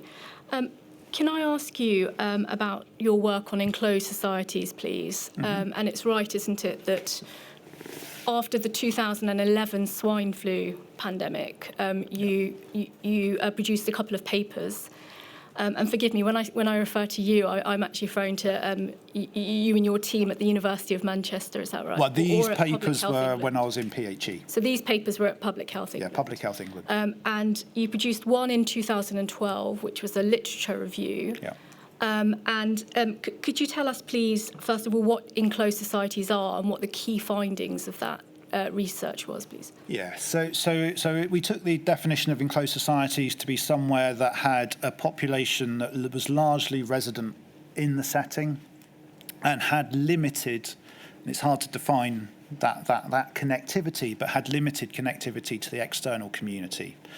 I think the commission from Department of Health to PHE was originally driven by a concern that such settings would have higher attack rates than the general community, which is what we then found. And that's what you found? Yeah, yeah. And would care homes fall into the description of an enclosed society? Very much so. Prisons, cruise ships, naval ships, barracks would also be within the definitions for that paper. And was it just a high attack rate that you found within enclosed societies? That was the or was there commission. anything else relevant? No, that was the key metric that we took out of the study. Thank you. And is it right that you also found that pre-pandemic planning was essential when it came to trying to protect enclosed societies from those high attack rates, and that rapid intervention was essential using control measures? Yeah, I'm not sure that the direct output would have been rapid. I'm not sure those words would have been exactly what we used, but I think that's sort of a heavy implication if that's not the wording we used. So, yeah. And do you recall what kinds of interventions were mentioned in the literature as being effective in controlling transmission within enclosed societies? Not off the top of my head. Were they the sort that would reduce contact? Yeah, it's essentially non-pharmaceutical. I mean, what you have to realise is this was a lit review of all influenza outbreaks over the last 100 years or so. So it went right the way back to the 1890 pandemic, 1918, some seasonal flu. I think there were a few care homes in the 90s, 1990s that reported outbreaks, and 68 and 57. So it would have taken a sort of a broad range where different intervention technologies would have existed. Thank you. Professor, that study was communicated back to the findings of the study were communicated back to the government, is that right? Yes. And from your involvement in SPI-M, did you see any evidence that the advice or findings from that study had been implemented in terms of pandemic plans or preparedness? Not that I could point to categorically, perhaps. I mean, I think that feedback loop is perhaps something that we need to get better at as a community, in the sense that we wouldn't necessarily have asked them if they had come up with a plan yet, because it was a commissioning process for SPI-M, not necessarily a asking back question. But is it right that SPI-M was involved in the modelling in exercise sickness? Well, I was, by you virtue were. of it being my team that ran the modelling for set Cygnus. So my team in PHE was responsible for developing the modelling for Cygnus. I see, thank you. And in that role, Yeah.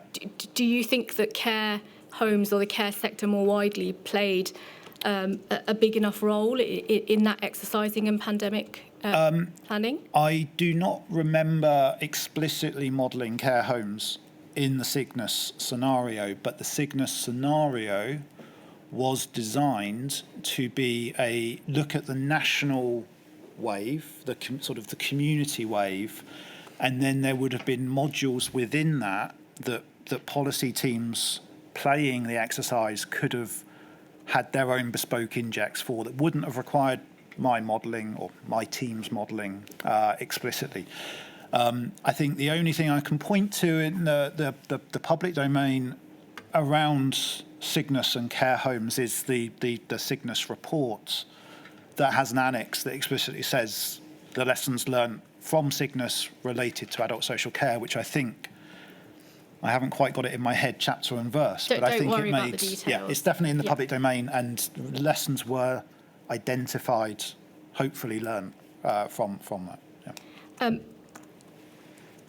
Is it your case that, based on the modelling work that you had done pre-pandemic and the conversations that you had through SPI-M, the government was well aware before the pandemic started that care homes were particularly vulnerable to infectious disease outbreaks? Well aware is possibly, it's difficult to quantify sort of well aware, but I mean, they certainly had the information. I can't comment further than that.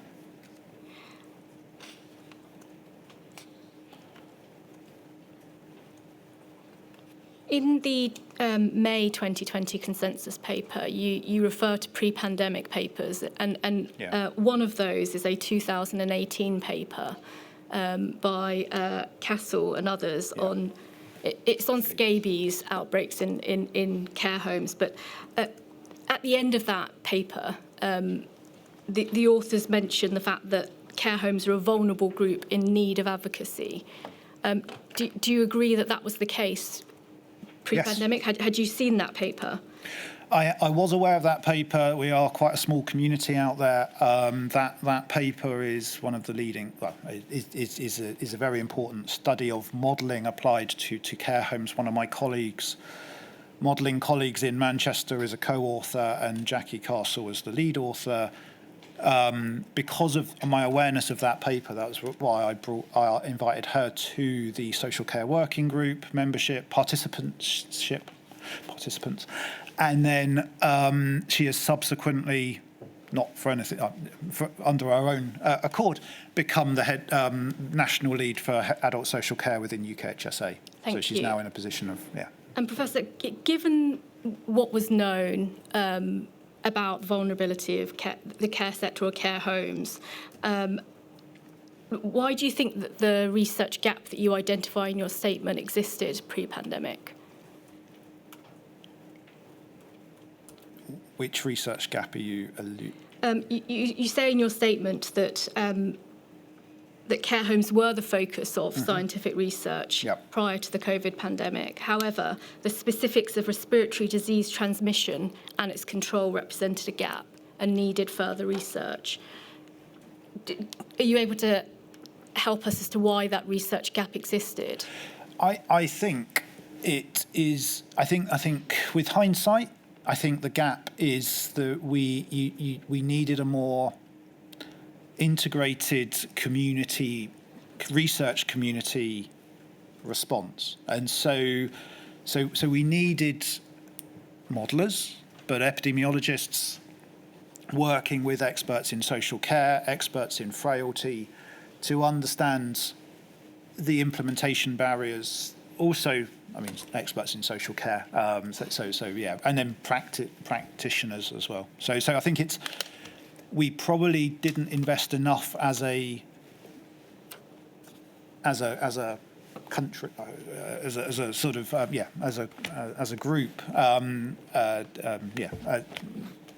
working on that particular area. And just before I move on to the next topic, do you have any recommendations for how we can ensure that the care sector is the focus of academic research going forward? I think Professor Shallcross alluded to this as well. I think I've definitely heard it in some of the previous witnesses, that we need to have a research engaged social care sector. So we need to engage and involve the social care sector more in infectious disease research. So it needs to be a two-way dialogue. Also, I think when we started Social Care Working Group, I'm going to call it Social Care Working Group, even though it had a few different names beforehand, just for everyone's simplicity. When we started this, we had to set this up from scratch, and so we brought people in at pace. And you need, in some of these groups where people haven't known each other, you need to develop trust and academic trust, sort of to sort of exchange ideas. And so we need some sort of forum in peacetime to talk about infectious disease risks in these settings. Care homes aren't necessarily the only setting of this type. I think we found in the pandemic that a lot of translation of the advice we were giving to care homes a lot of the advice we were giving to care homes was translated to prison settings. That is not, and I don't want this to go down as we're equating care homes and prisons. That's just an artefact that they're both enclosed societies. And I appreciate that's out with the remit of Module 6. I just think, just want to... If we can try and keep on topic, I'm sorry, we've got quite a lot to cover, and I just want to make sure that we get through it all. Sure. Thank you. Can we move on to early knowledge during the pandemic and the initial response of the government, please? So you carried out your work pre-pandemic on modelling. on enclosed societies. Is it right that in February 2020, you were involved in some rapid work in relation to the Diamond Princess outbreak, and that was the cruise ship from Japan? Cruise ship, yeah. And what were the key findings from that? The key finding was that the attack rate was large, very high.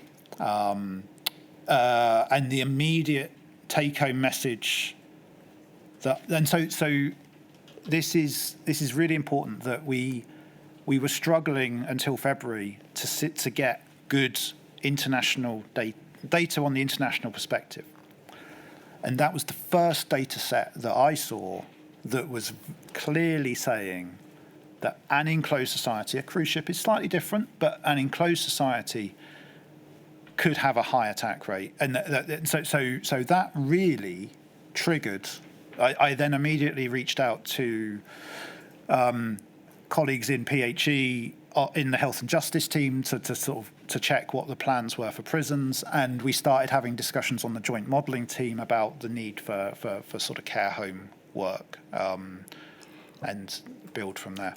And is it right that on the 13th of February you sent your work on the Diamond Princess outbreak along with your previous work on enclosed societies to the government through SPI-M? Yes, there, yeah. Did you receive any response to that? Not that I can recollect, except, and this is where timing, I'd need to go back to my emails to find out precise timings, but we did start soon after that to talk to the economists the analysts within Department of Health Adult Social Care team. And so we were making reasonable worst-case projections for them through February, March, but the exact timings I get a little bit hazy. I think you may be referring to this. In February, March, you were commissioned through SPI-M to carry out some modelling work on, and you did that on cocooning. Is that right? Yeah. I was a co-author on that. The lead, another colleague actually led the modelling, but yeah. Thank you. And if I could ask for that document to be brought up, please. It's INQ 000575 Is this the paper that you sent? Yeah, this is the SPI-M paper that Professor Pellis wrote, yeah. Thank you. And what was your rationale in sending this paper? My understanding is that the chair of SPI-M had phoned Lorenzo Pellis and asked him to develop to look at the impact, the potential role that cocooning may have. Cocooning was the term at that time. It morphed into being called shielding later. So these terms change. Thank you. And did that paper ultimately advise that shielding could substantially reduce the number of cases and hospitalisations and deaths in care homes? The table there shows that it could have a role. I think the caveat that I would put on this is that proportion of probability of introduction, which was our sort of scaling for the role of cocooning and how much of a fortress you can make these settings, that is just a number in the simulations. There is no correlation there to the effort required to achieve that number.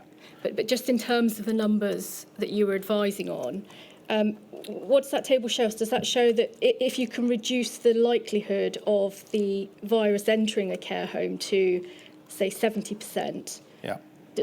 Was it saying that it estimates that would reduce? Would that avoid 21,000 deaths? No, it would. You would get 21,000 deaths, you would get 21,000. You save 5,000 deaths. And as you go down the table, you can see that as you reduce the likelihood, you reduce the number of deaths. Yeah.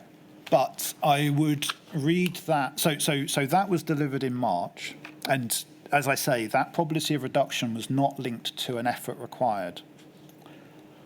I think the companion paper that is most key is then the social care working group chair's briefing on shielding that we wrote in December 2021 as Omicron was coming through about the challenges Yes, of implementing shielding. Yes, and we've got your evidence on that in your Yeah, statement. yeah. But just in terms sticking to the advice that was given and the timeline, if I may.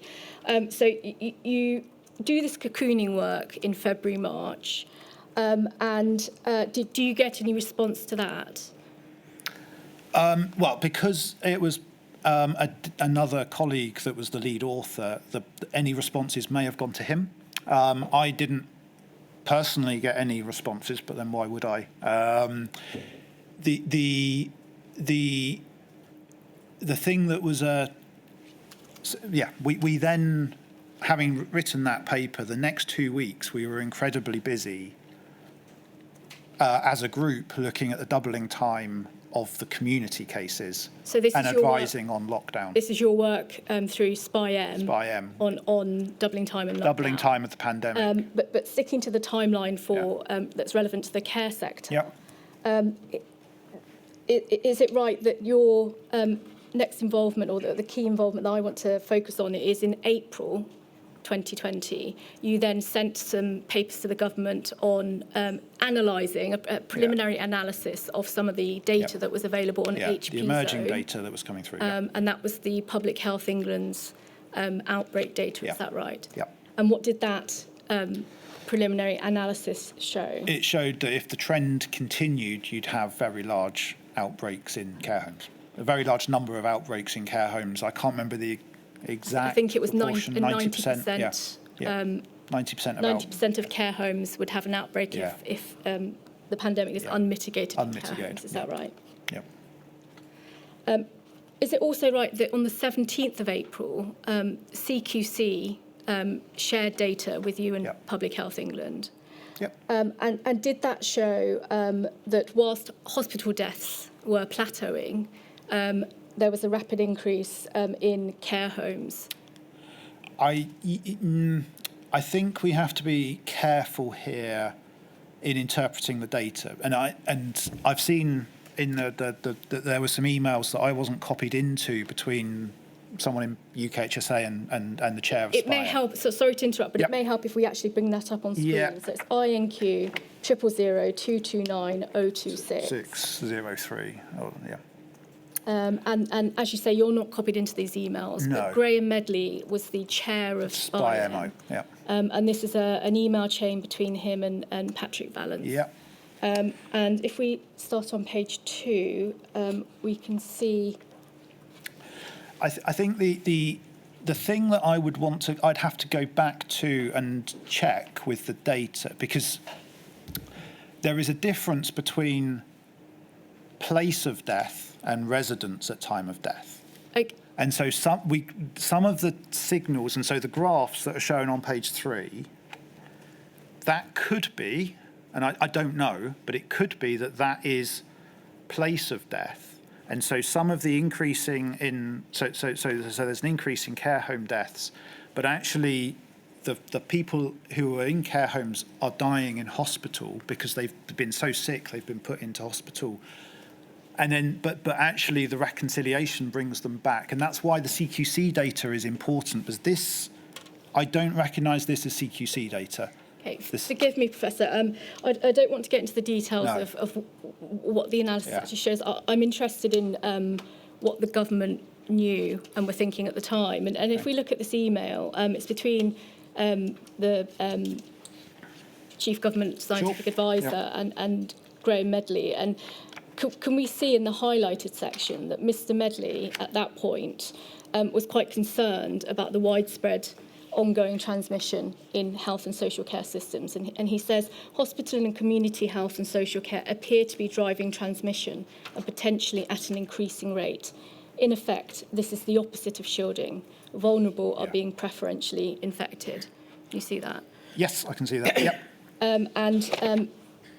Mr. Vallance responds to that, as does Mr. Whitty, indicating that the government was already aware of this issue.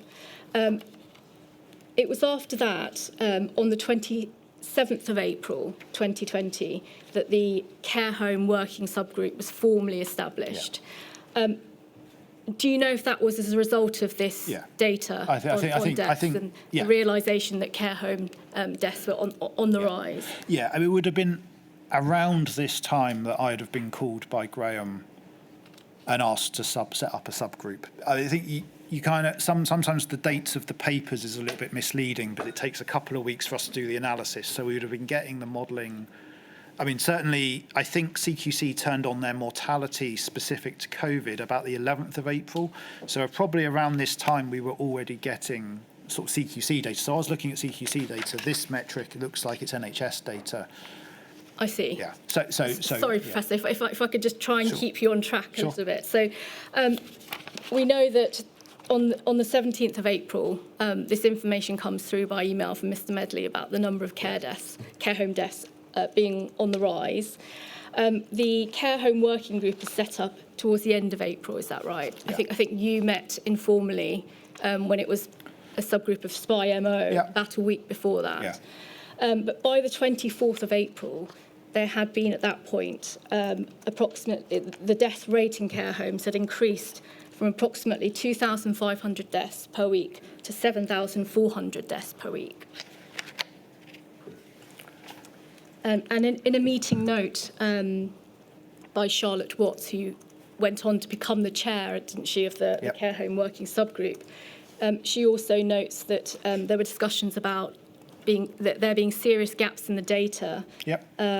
serious gaps in understanding what the drivers were of transmission, it being recognised that there were differences between different types of care settings, and the kinds of issues that the care home working subgroup went on to formally consider after it was established. Is that right? Yeah.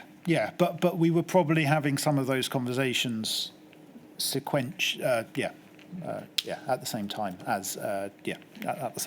as those emails were being sent. So can I ask you, in terms of the conversations that started then in mid-April, and the formal group that was set up at the end of April, do you have any reflections on the timing of those conversations? Do you think that thinking about the care sector should have happened earlier on in the pandemic? With hindsight, you can always say we should have done things earlier and faster. So yes, we could have had some of those conversations, but we were responding then to a signal in the data, and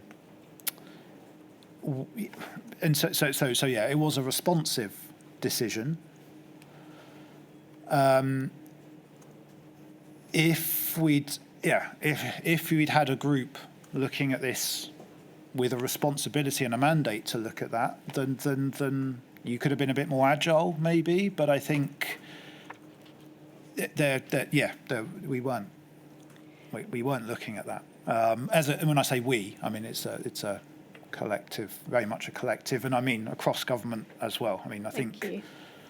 So yeah, things could always have been done faster. And what, if any, impact do you think that the delay in establishing the formal group might have had on the quality or timeliness of advice provided to the government in respect of care homes and the care sector more widely? I think that's a very difficult question to answer quickly. If you could try And answer it shortly. I think we would have been.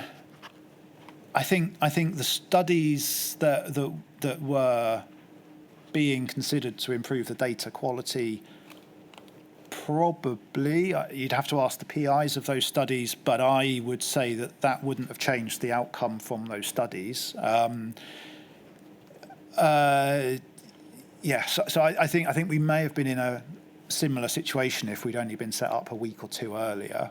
That does sound a little bit nihilistic when I sort of say it out loud. But if you'd been set up at the beginning of the pandemic? If we'd been set up in January, we could have started to have conversations about studies and what models exist, or what we would need to model that situation. So yeah, we could, yeah, if we'd.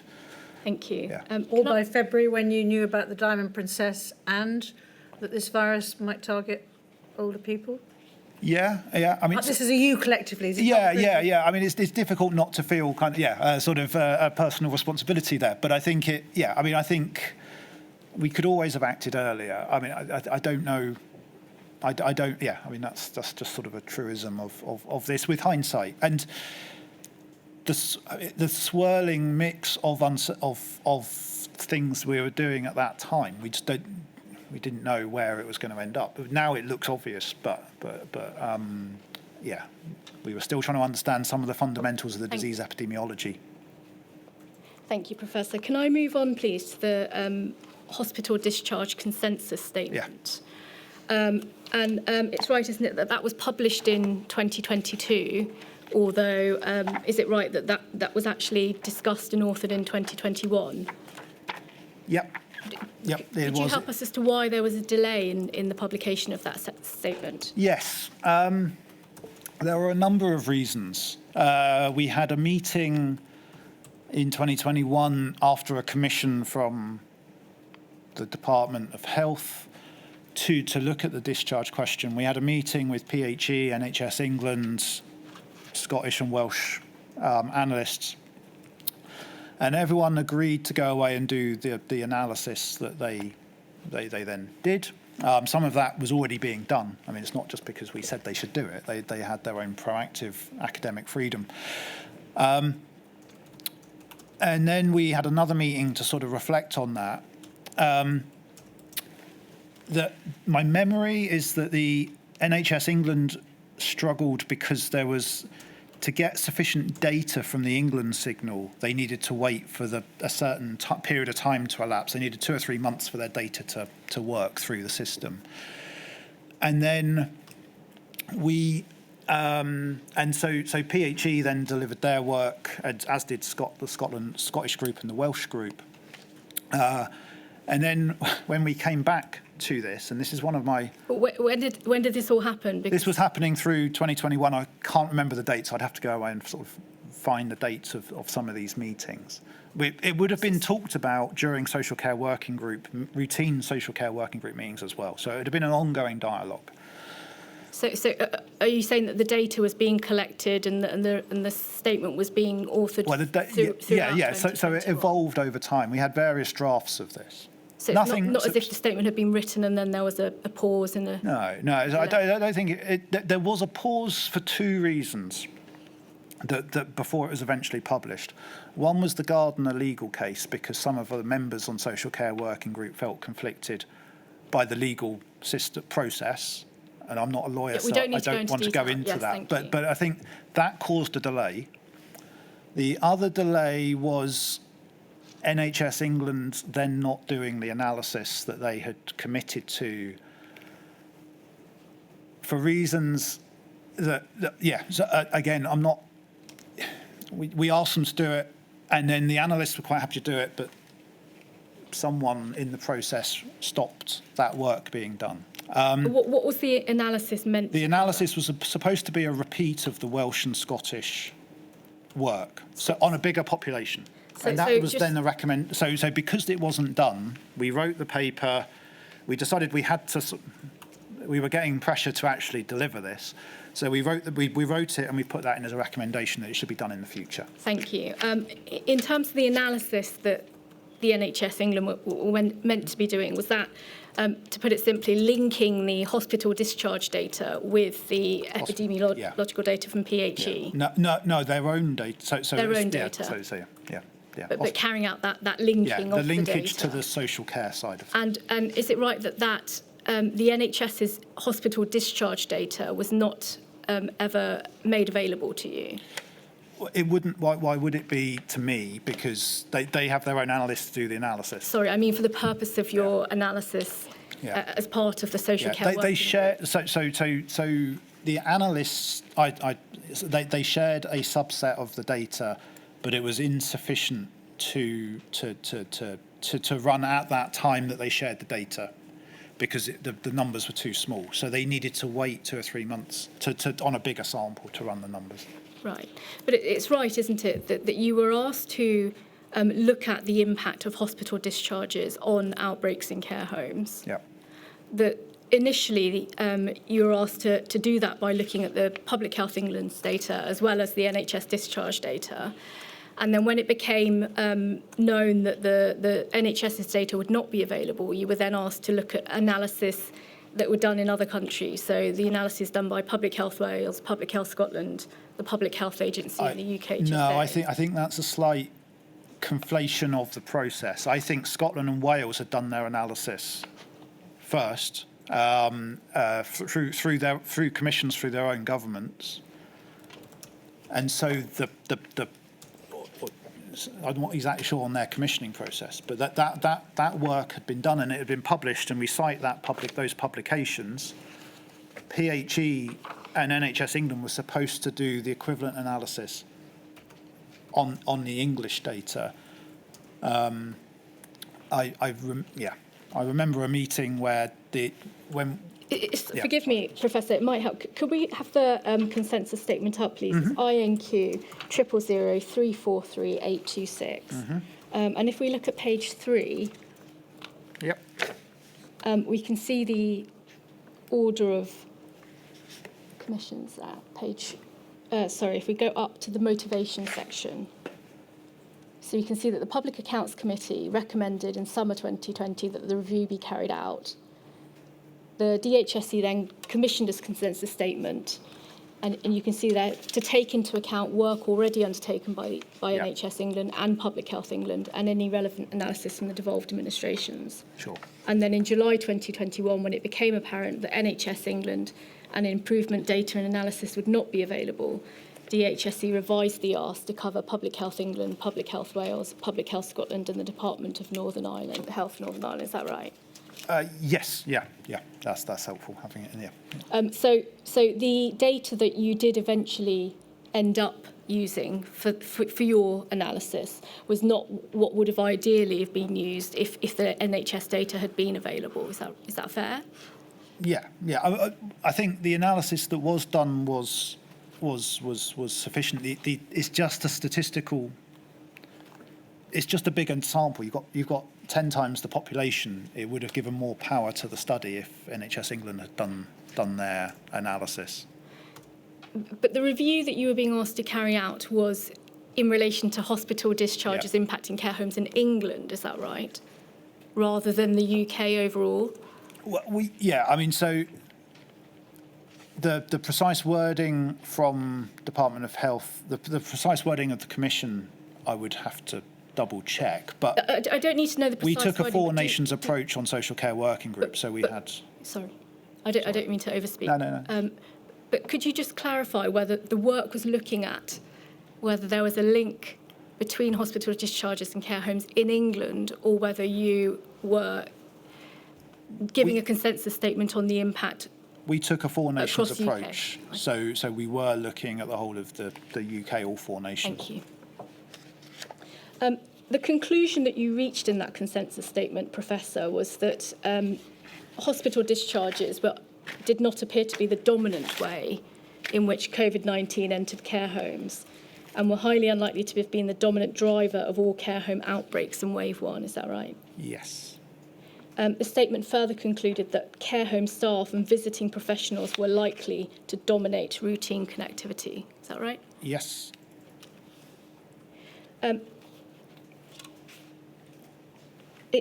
In the consensus statement, if we can look at page 3, please.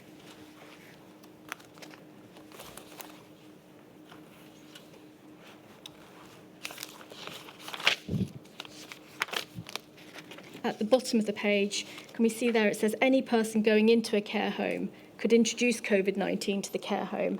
The main groups of people crossing the threshold of care homes shown in figure 1 are listed below in terms of frequency of contact with residents. Am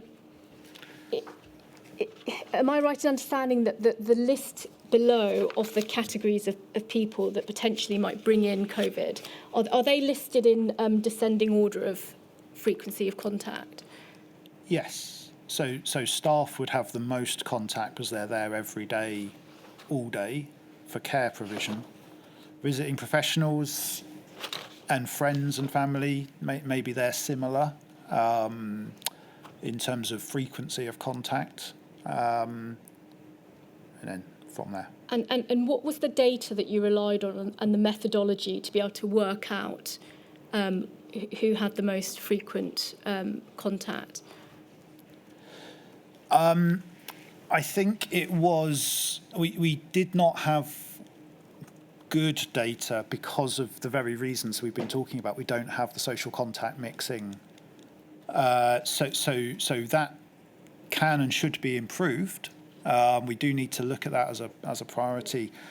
This was based on a sort of risk assessment kind of approach where we took the care home size, the typical workforce in those care homes, and typical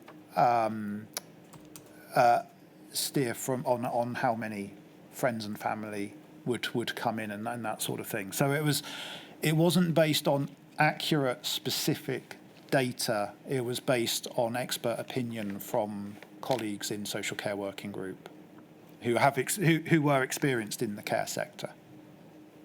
And can I just ask you about some of these categories? Uh-huh. So we can see in the top category you have grouped together care home staff and non-care staff, such as cleaners and cooks. Yeah. What was the rationale for grouping them together? Because presumably non-caring staff, such as cooks and cleaners, may have less contact than caring staff. Yeah. So what was the rationale in grouping those together?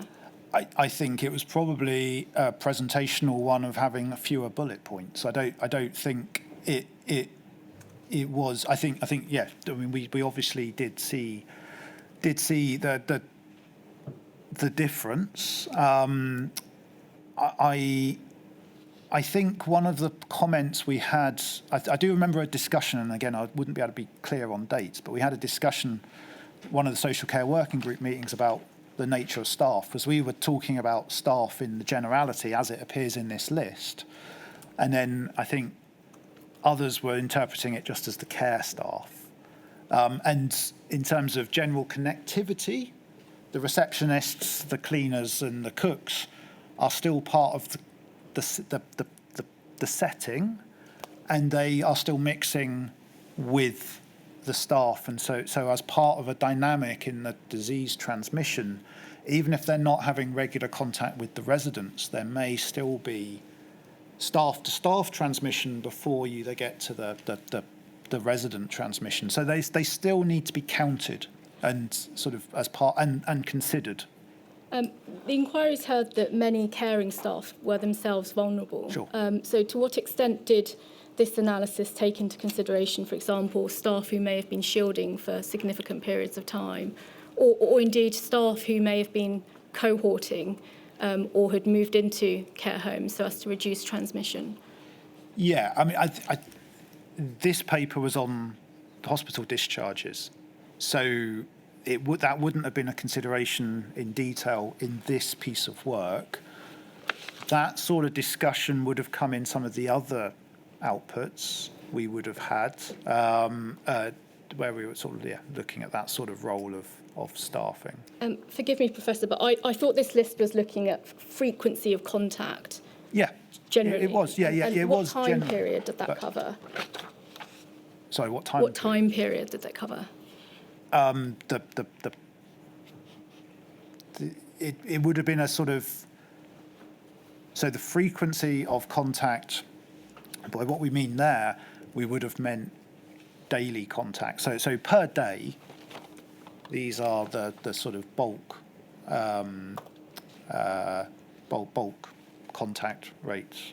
If you think about it, for a resident, they get care provision from a member of staff on a daily basis, hopefully more than a daily basis, but they will have a GP visit them once a week or whatever it might be, a visitor come in once a week, that sort of thing.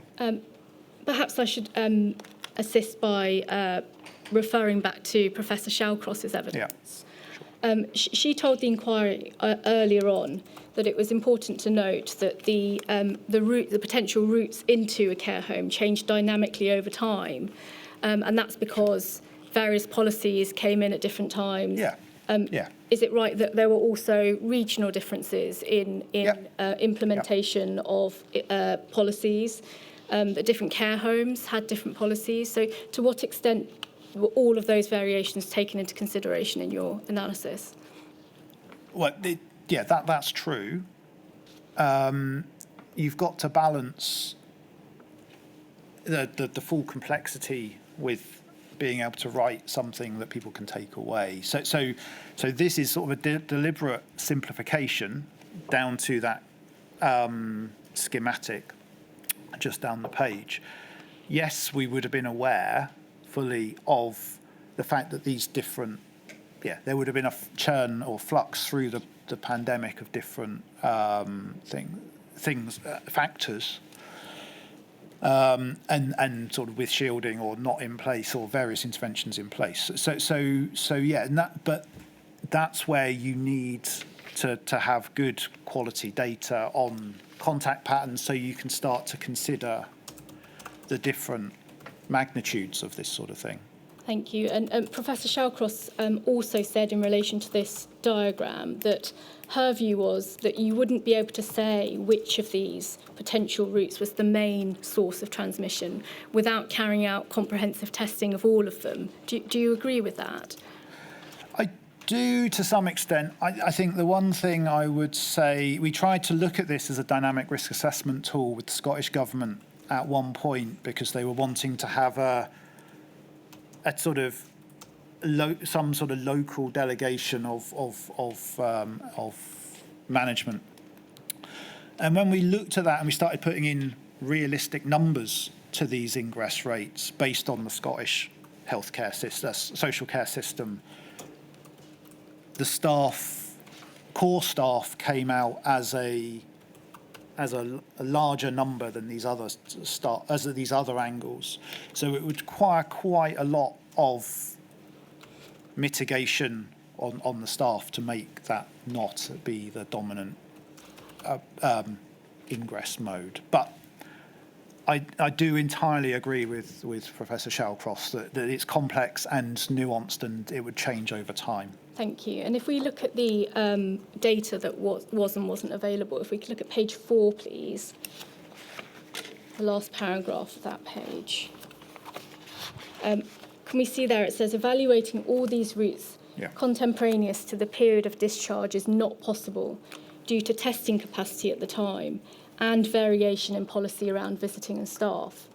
Data on the number of visitors could be extracted from logbooks, but this is likely to be a huge effort to digitise, and there is no routine system for systematically collecting electronic visitor data, family or professional. So is it right that it's saying it's not possible to test all of those routes because there wasn't enough testing capacity? Always read ahead. I get exactly. I stand by that. And there was no routine system for collecting visitor data, right? Yeah. And this is similar, if you're thinking around, Vivaldi notwithstanding, or the Easter 6 study notwithstanding, which were the two sort of best outbreak investigations during the pandemic in England. Other countries may have other options.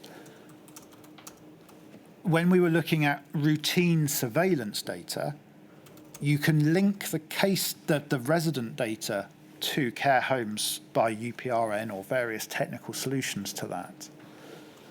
But you just couldn't link the staff or the visitors to those settings because there was no question in the survey when someone took a swab to say, where do you work? To sort of get the linkage. So when the linkages of Pillar 1 and Pillar 2 were set up, that wasn't a feature. And it would be even harder for visitors to link that data because you'd have to have a question of where have you been every day for the last week or so, and it just gets quite complex. So staff data is hard, visitor data is even harder. And is it right also that there was no system in place in any of the UK countries to routinely identify who was permanently or temporarily resident in care homes? I'm probably not best placed to answer that question. You probably would want someone from Department of Health or something. I'll ask you about a number of data sources, and you can let me know if you know the answer or you agree or disagree. Was there a system in the UK or in any UK country to routinely monitor COVID-19 hospital admissions in individual care homes? So we were in individual care homes.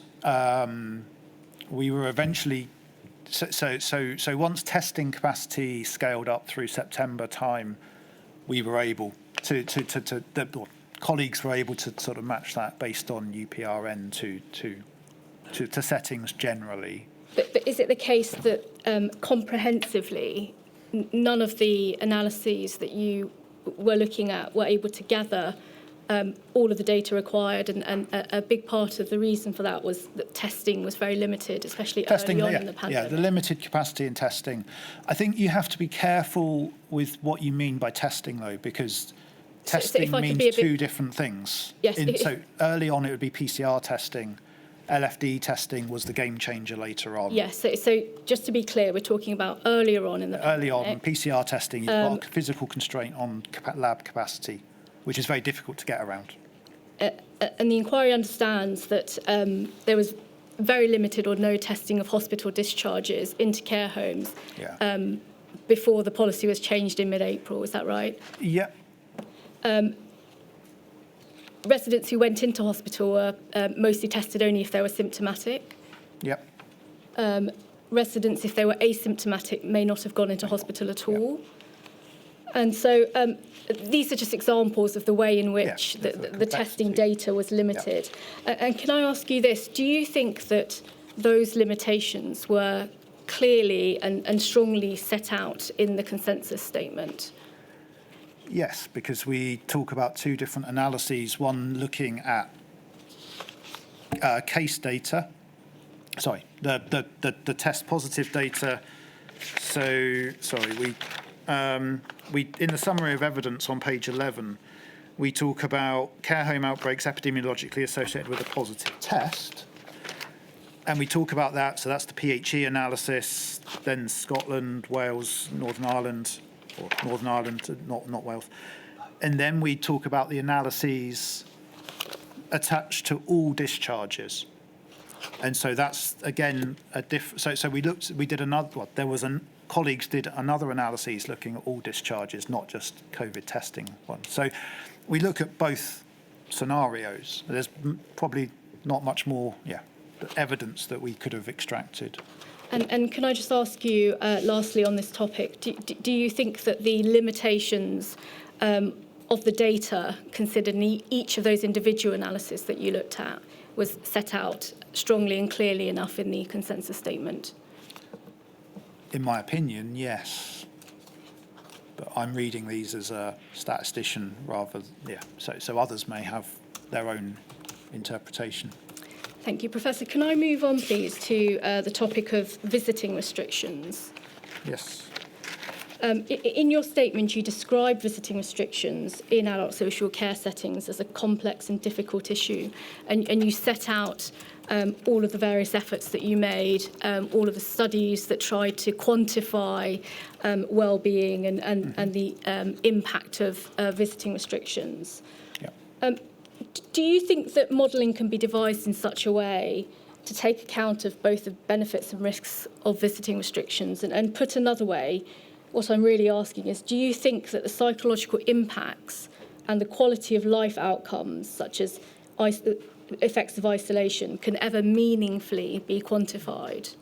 I hope so. I mean, I think that's an area of future research. I mean, it's difficult as academics. We don't often talk about grants we've got under review, but I've got a grant under review to look at exactly that topic, integrating the ASCOT tool with the role of with staff, within care homes. I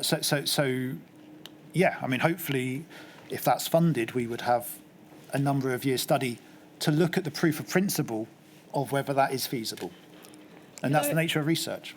Could I ask for page 20, paragraph 75 of the Professor's witness statement to be brought up, please?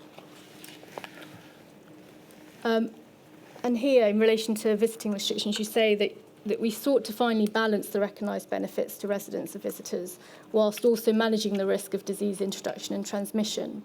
At that point in time, our understanding had evolved such that there was then strong evidence of the significant negative impact caused by loneliness and isolation on care home residents. And then you say it was advised that policy decisions, therefore, need to take into consideration not only scientific evidence about the two sorts of harm, risk of harm from COVID-19 and risk of harm from isolation, but also the views of and impact on all of those affected residents, their loved ones, staff and community.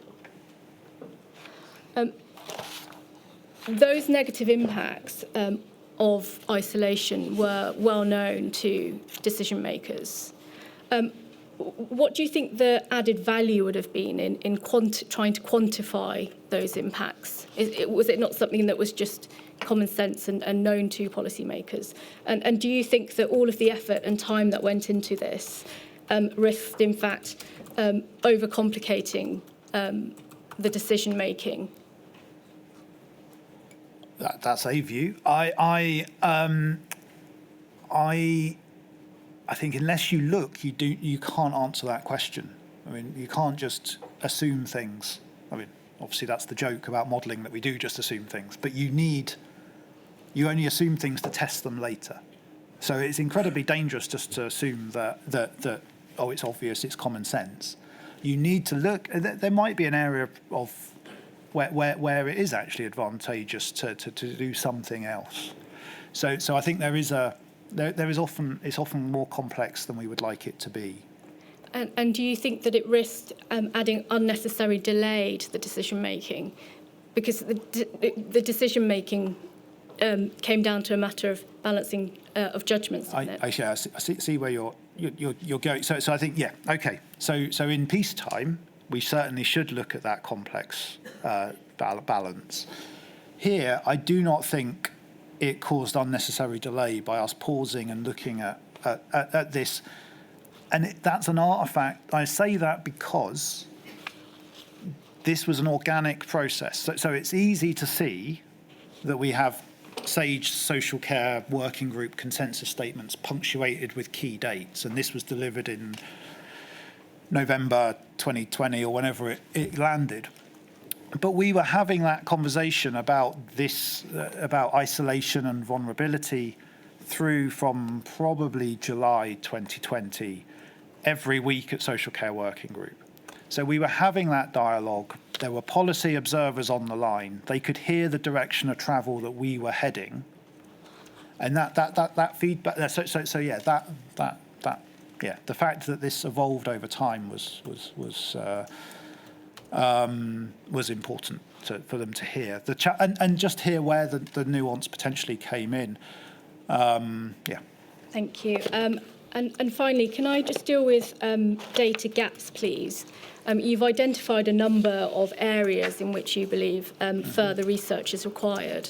And those include, for example, the role of the environment and ventilation on transmission, as well as research on domiciliary care and people with learning disabilities. Is there anything that you would like to add to that, and are there any recommendations that you would like to make? Yeah, so I think I was quite shocked at the quality of data around people with learning disabilities. When there were questions about the potential impact of COVID on people with learning disabilities. As I say in my witness statement, my sister has learning disabilities. So I had and I could see the impact on her from the isolation of stopping day centres and things like that. So because of that, I was thinking, okay, well there will be some sort of database that we would be able to look at the impact of COVID on people in that risk group, and it just didn't exist. There was a PHE report that did the best it could with the data they had. So I think there needs to be some sort of concerted effort to improve the quality of data in that sector, in that risk group. That's not just there's not necessarily a modelling aspect to that, so it's not necessarily for me to lead, but there should be more effort. And do you have any practical recommendations in terms of improving the data infrastructure? Well, I think you need to have an ongoing dialogue. So this comes back to the fact that you need some sort of social care forum, whether you call it a working group, whatever you call it, that looks at the risks of infectious diseases to two settings, social care settings, that is multidisciplinary and can enable interdisciplinary work and look at research questions. I think by the end of the pandemic, we had quite a good system going up to look at that. A lot of the traditional Department of Health sort of advisory groups are focused on discipline, so SPI-M, NerveTag, SPI-B, not necessarily looking interdisciplinary, and I think you need some sort of grouping. And then once you've got that forum, you can start to look at what data needs you have. And so SPI-M, we do look at data needs. We have a data document that comes out regularly from SPI-M. You could start to look at that and look at concrete ways of developing protocols to collect that data. And it's incredibly expensive in terms of the settings sometimes to collect that data because they've got a job to do. These aren't settings that are just waiting around for us to turn up. They've got a mandate to deliver care. So you need to work with, so you need to just sort of make sure that it's as light touch as you can. So you need sort of a low technology readiness level research, and then you need to think about operationalisation of that. So, Thank you, Professor. In a group way. Thank you. My lady, those are all my questions. Thank you very much, Ms Young. Who's next? I think it's... Oh, Ms Stone. Stone's just there. Thank you, my lady. Good afternoon, Professor. Can you hear me okay? Yeah, I can. I ask questions on behalf of COVID bereaved Families for Justice UK, and it's just one topic that I have, please, which relates to data generally, and particularly in respect of the data available to inform the hospital discharge consensus statement. Yeah. And specifically, it relates to data from the CQC. Okay. Now, we know from an internal report provided by the CQC to the inquiry that in April 2020, the CQC, some regional groups, heard increasing concerns from providers about accepting new users from hospital without being tested, and that there were lots of examples where this has led directly to the death of many other residents. So that was being reported to the CQC. We also know from a statement provided by Mary Cridge of the CQC that between March 2020 and March 2022, CQC had a significant number of queries from providers about admission and discharge, some of which were recorded in their adult social care response panel log. And so the question, Professor, if I may, is were you offered access to that data from the CQC? I do not know.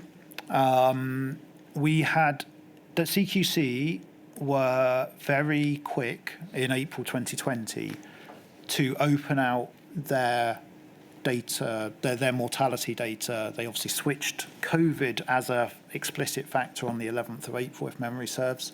And within a week, we had full access to that. And that was the data set that I was using primarily to look at trends myself. Yeah. So if that data set is the same, then we had that, but it wasn't linked from memory. It was just looking at mortality in those settings. So it wasn't explicitly linked to any discharge. So I'm not sure how that would have helped us answer the discharge question. Yes, sort of more generally, did you know, so understand that you were provided with the mortality data, I think you say that in your statement, but did you know that this adult social care response panel log existed at the CQC, for example? I mean, that's not a series of words. So no, I don't think so. It's not something you read? Sometimes these things have slightly different names in emails and things, so it's difficult to know definitively, but it doesn't, that precise wording I don't recognise. And would that sort of information have been useful to inform the work carried out by the group, including modelling? I would have to be definitive in that, I would have to see the data and form a view. It sounds like it could have been useful, and it would just, I mean, the different triangulations would have been useful. I think one of the points of discussion, I thought the CQC data was excellent in terms of its pace. It's the fact that it was useful to understand trends, but it was by date of report of death rather than date of actual death. And so the epidemiological signal gets a little bit lost. So we may have had interpretation challenges in terms of comparing mortality across the different settings. But I haven't seen, as far as I know, I haven't seen that data, if that answers you. And generally speaking, I think you say that more information always improves, certainly modelling. Yeah. So in principle, additional data Yeah. it would have been of use to inform your work. Would you agree with that? I would. More data is always good. There is an old joke often used where modellers always want more data than we've got. And so yeah, more data is always better, but we use the data we have as best we can. Thank you, Ms Stone. Ms Jones. Ms Jones is over there. Thank you, Professor Hall. I ask questions on behalf of John's campaign, the Patients Association and Care Rights UK. I want to ask you about the findings in your care home analysis paper from May 2020. At paragraph 57 of your witness statement, you describe that one of your findings was that a possible approach to reducing risk in care homes was cohorting residents with a small number of carers, which may have had a positive impact on reducing transmission. When your paper refers to carers in this context, did you include family members who provide essential care in your understanding of who might be included in the cohort? I do not believe we got to that level of detail in the assumption, in the modelling done. I think cohorting, and again, this comes down to precision of wording and nuance in the wording. I think cohorting was potentially, after we wrote that paper, a challenge because moving, it depends how you're implementing cohorting. So if you're moving the resident so that there's a sort of half the care home over here and half the care home over there so you can focus your staff, moving the residents because they're frail and elderly has a potential negative outcome in and of itself. And so again, this comes down to balancing the harms. So I think cohorting was a challenge, but it comes down to precisely what the definition of cohorting was. But yeah.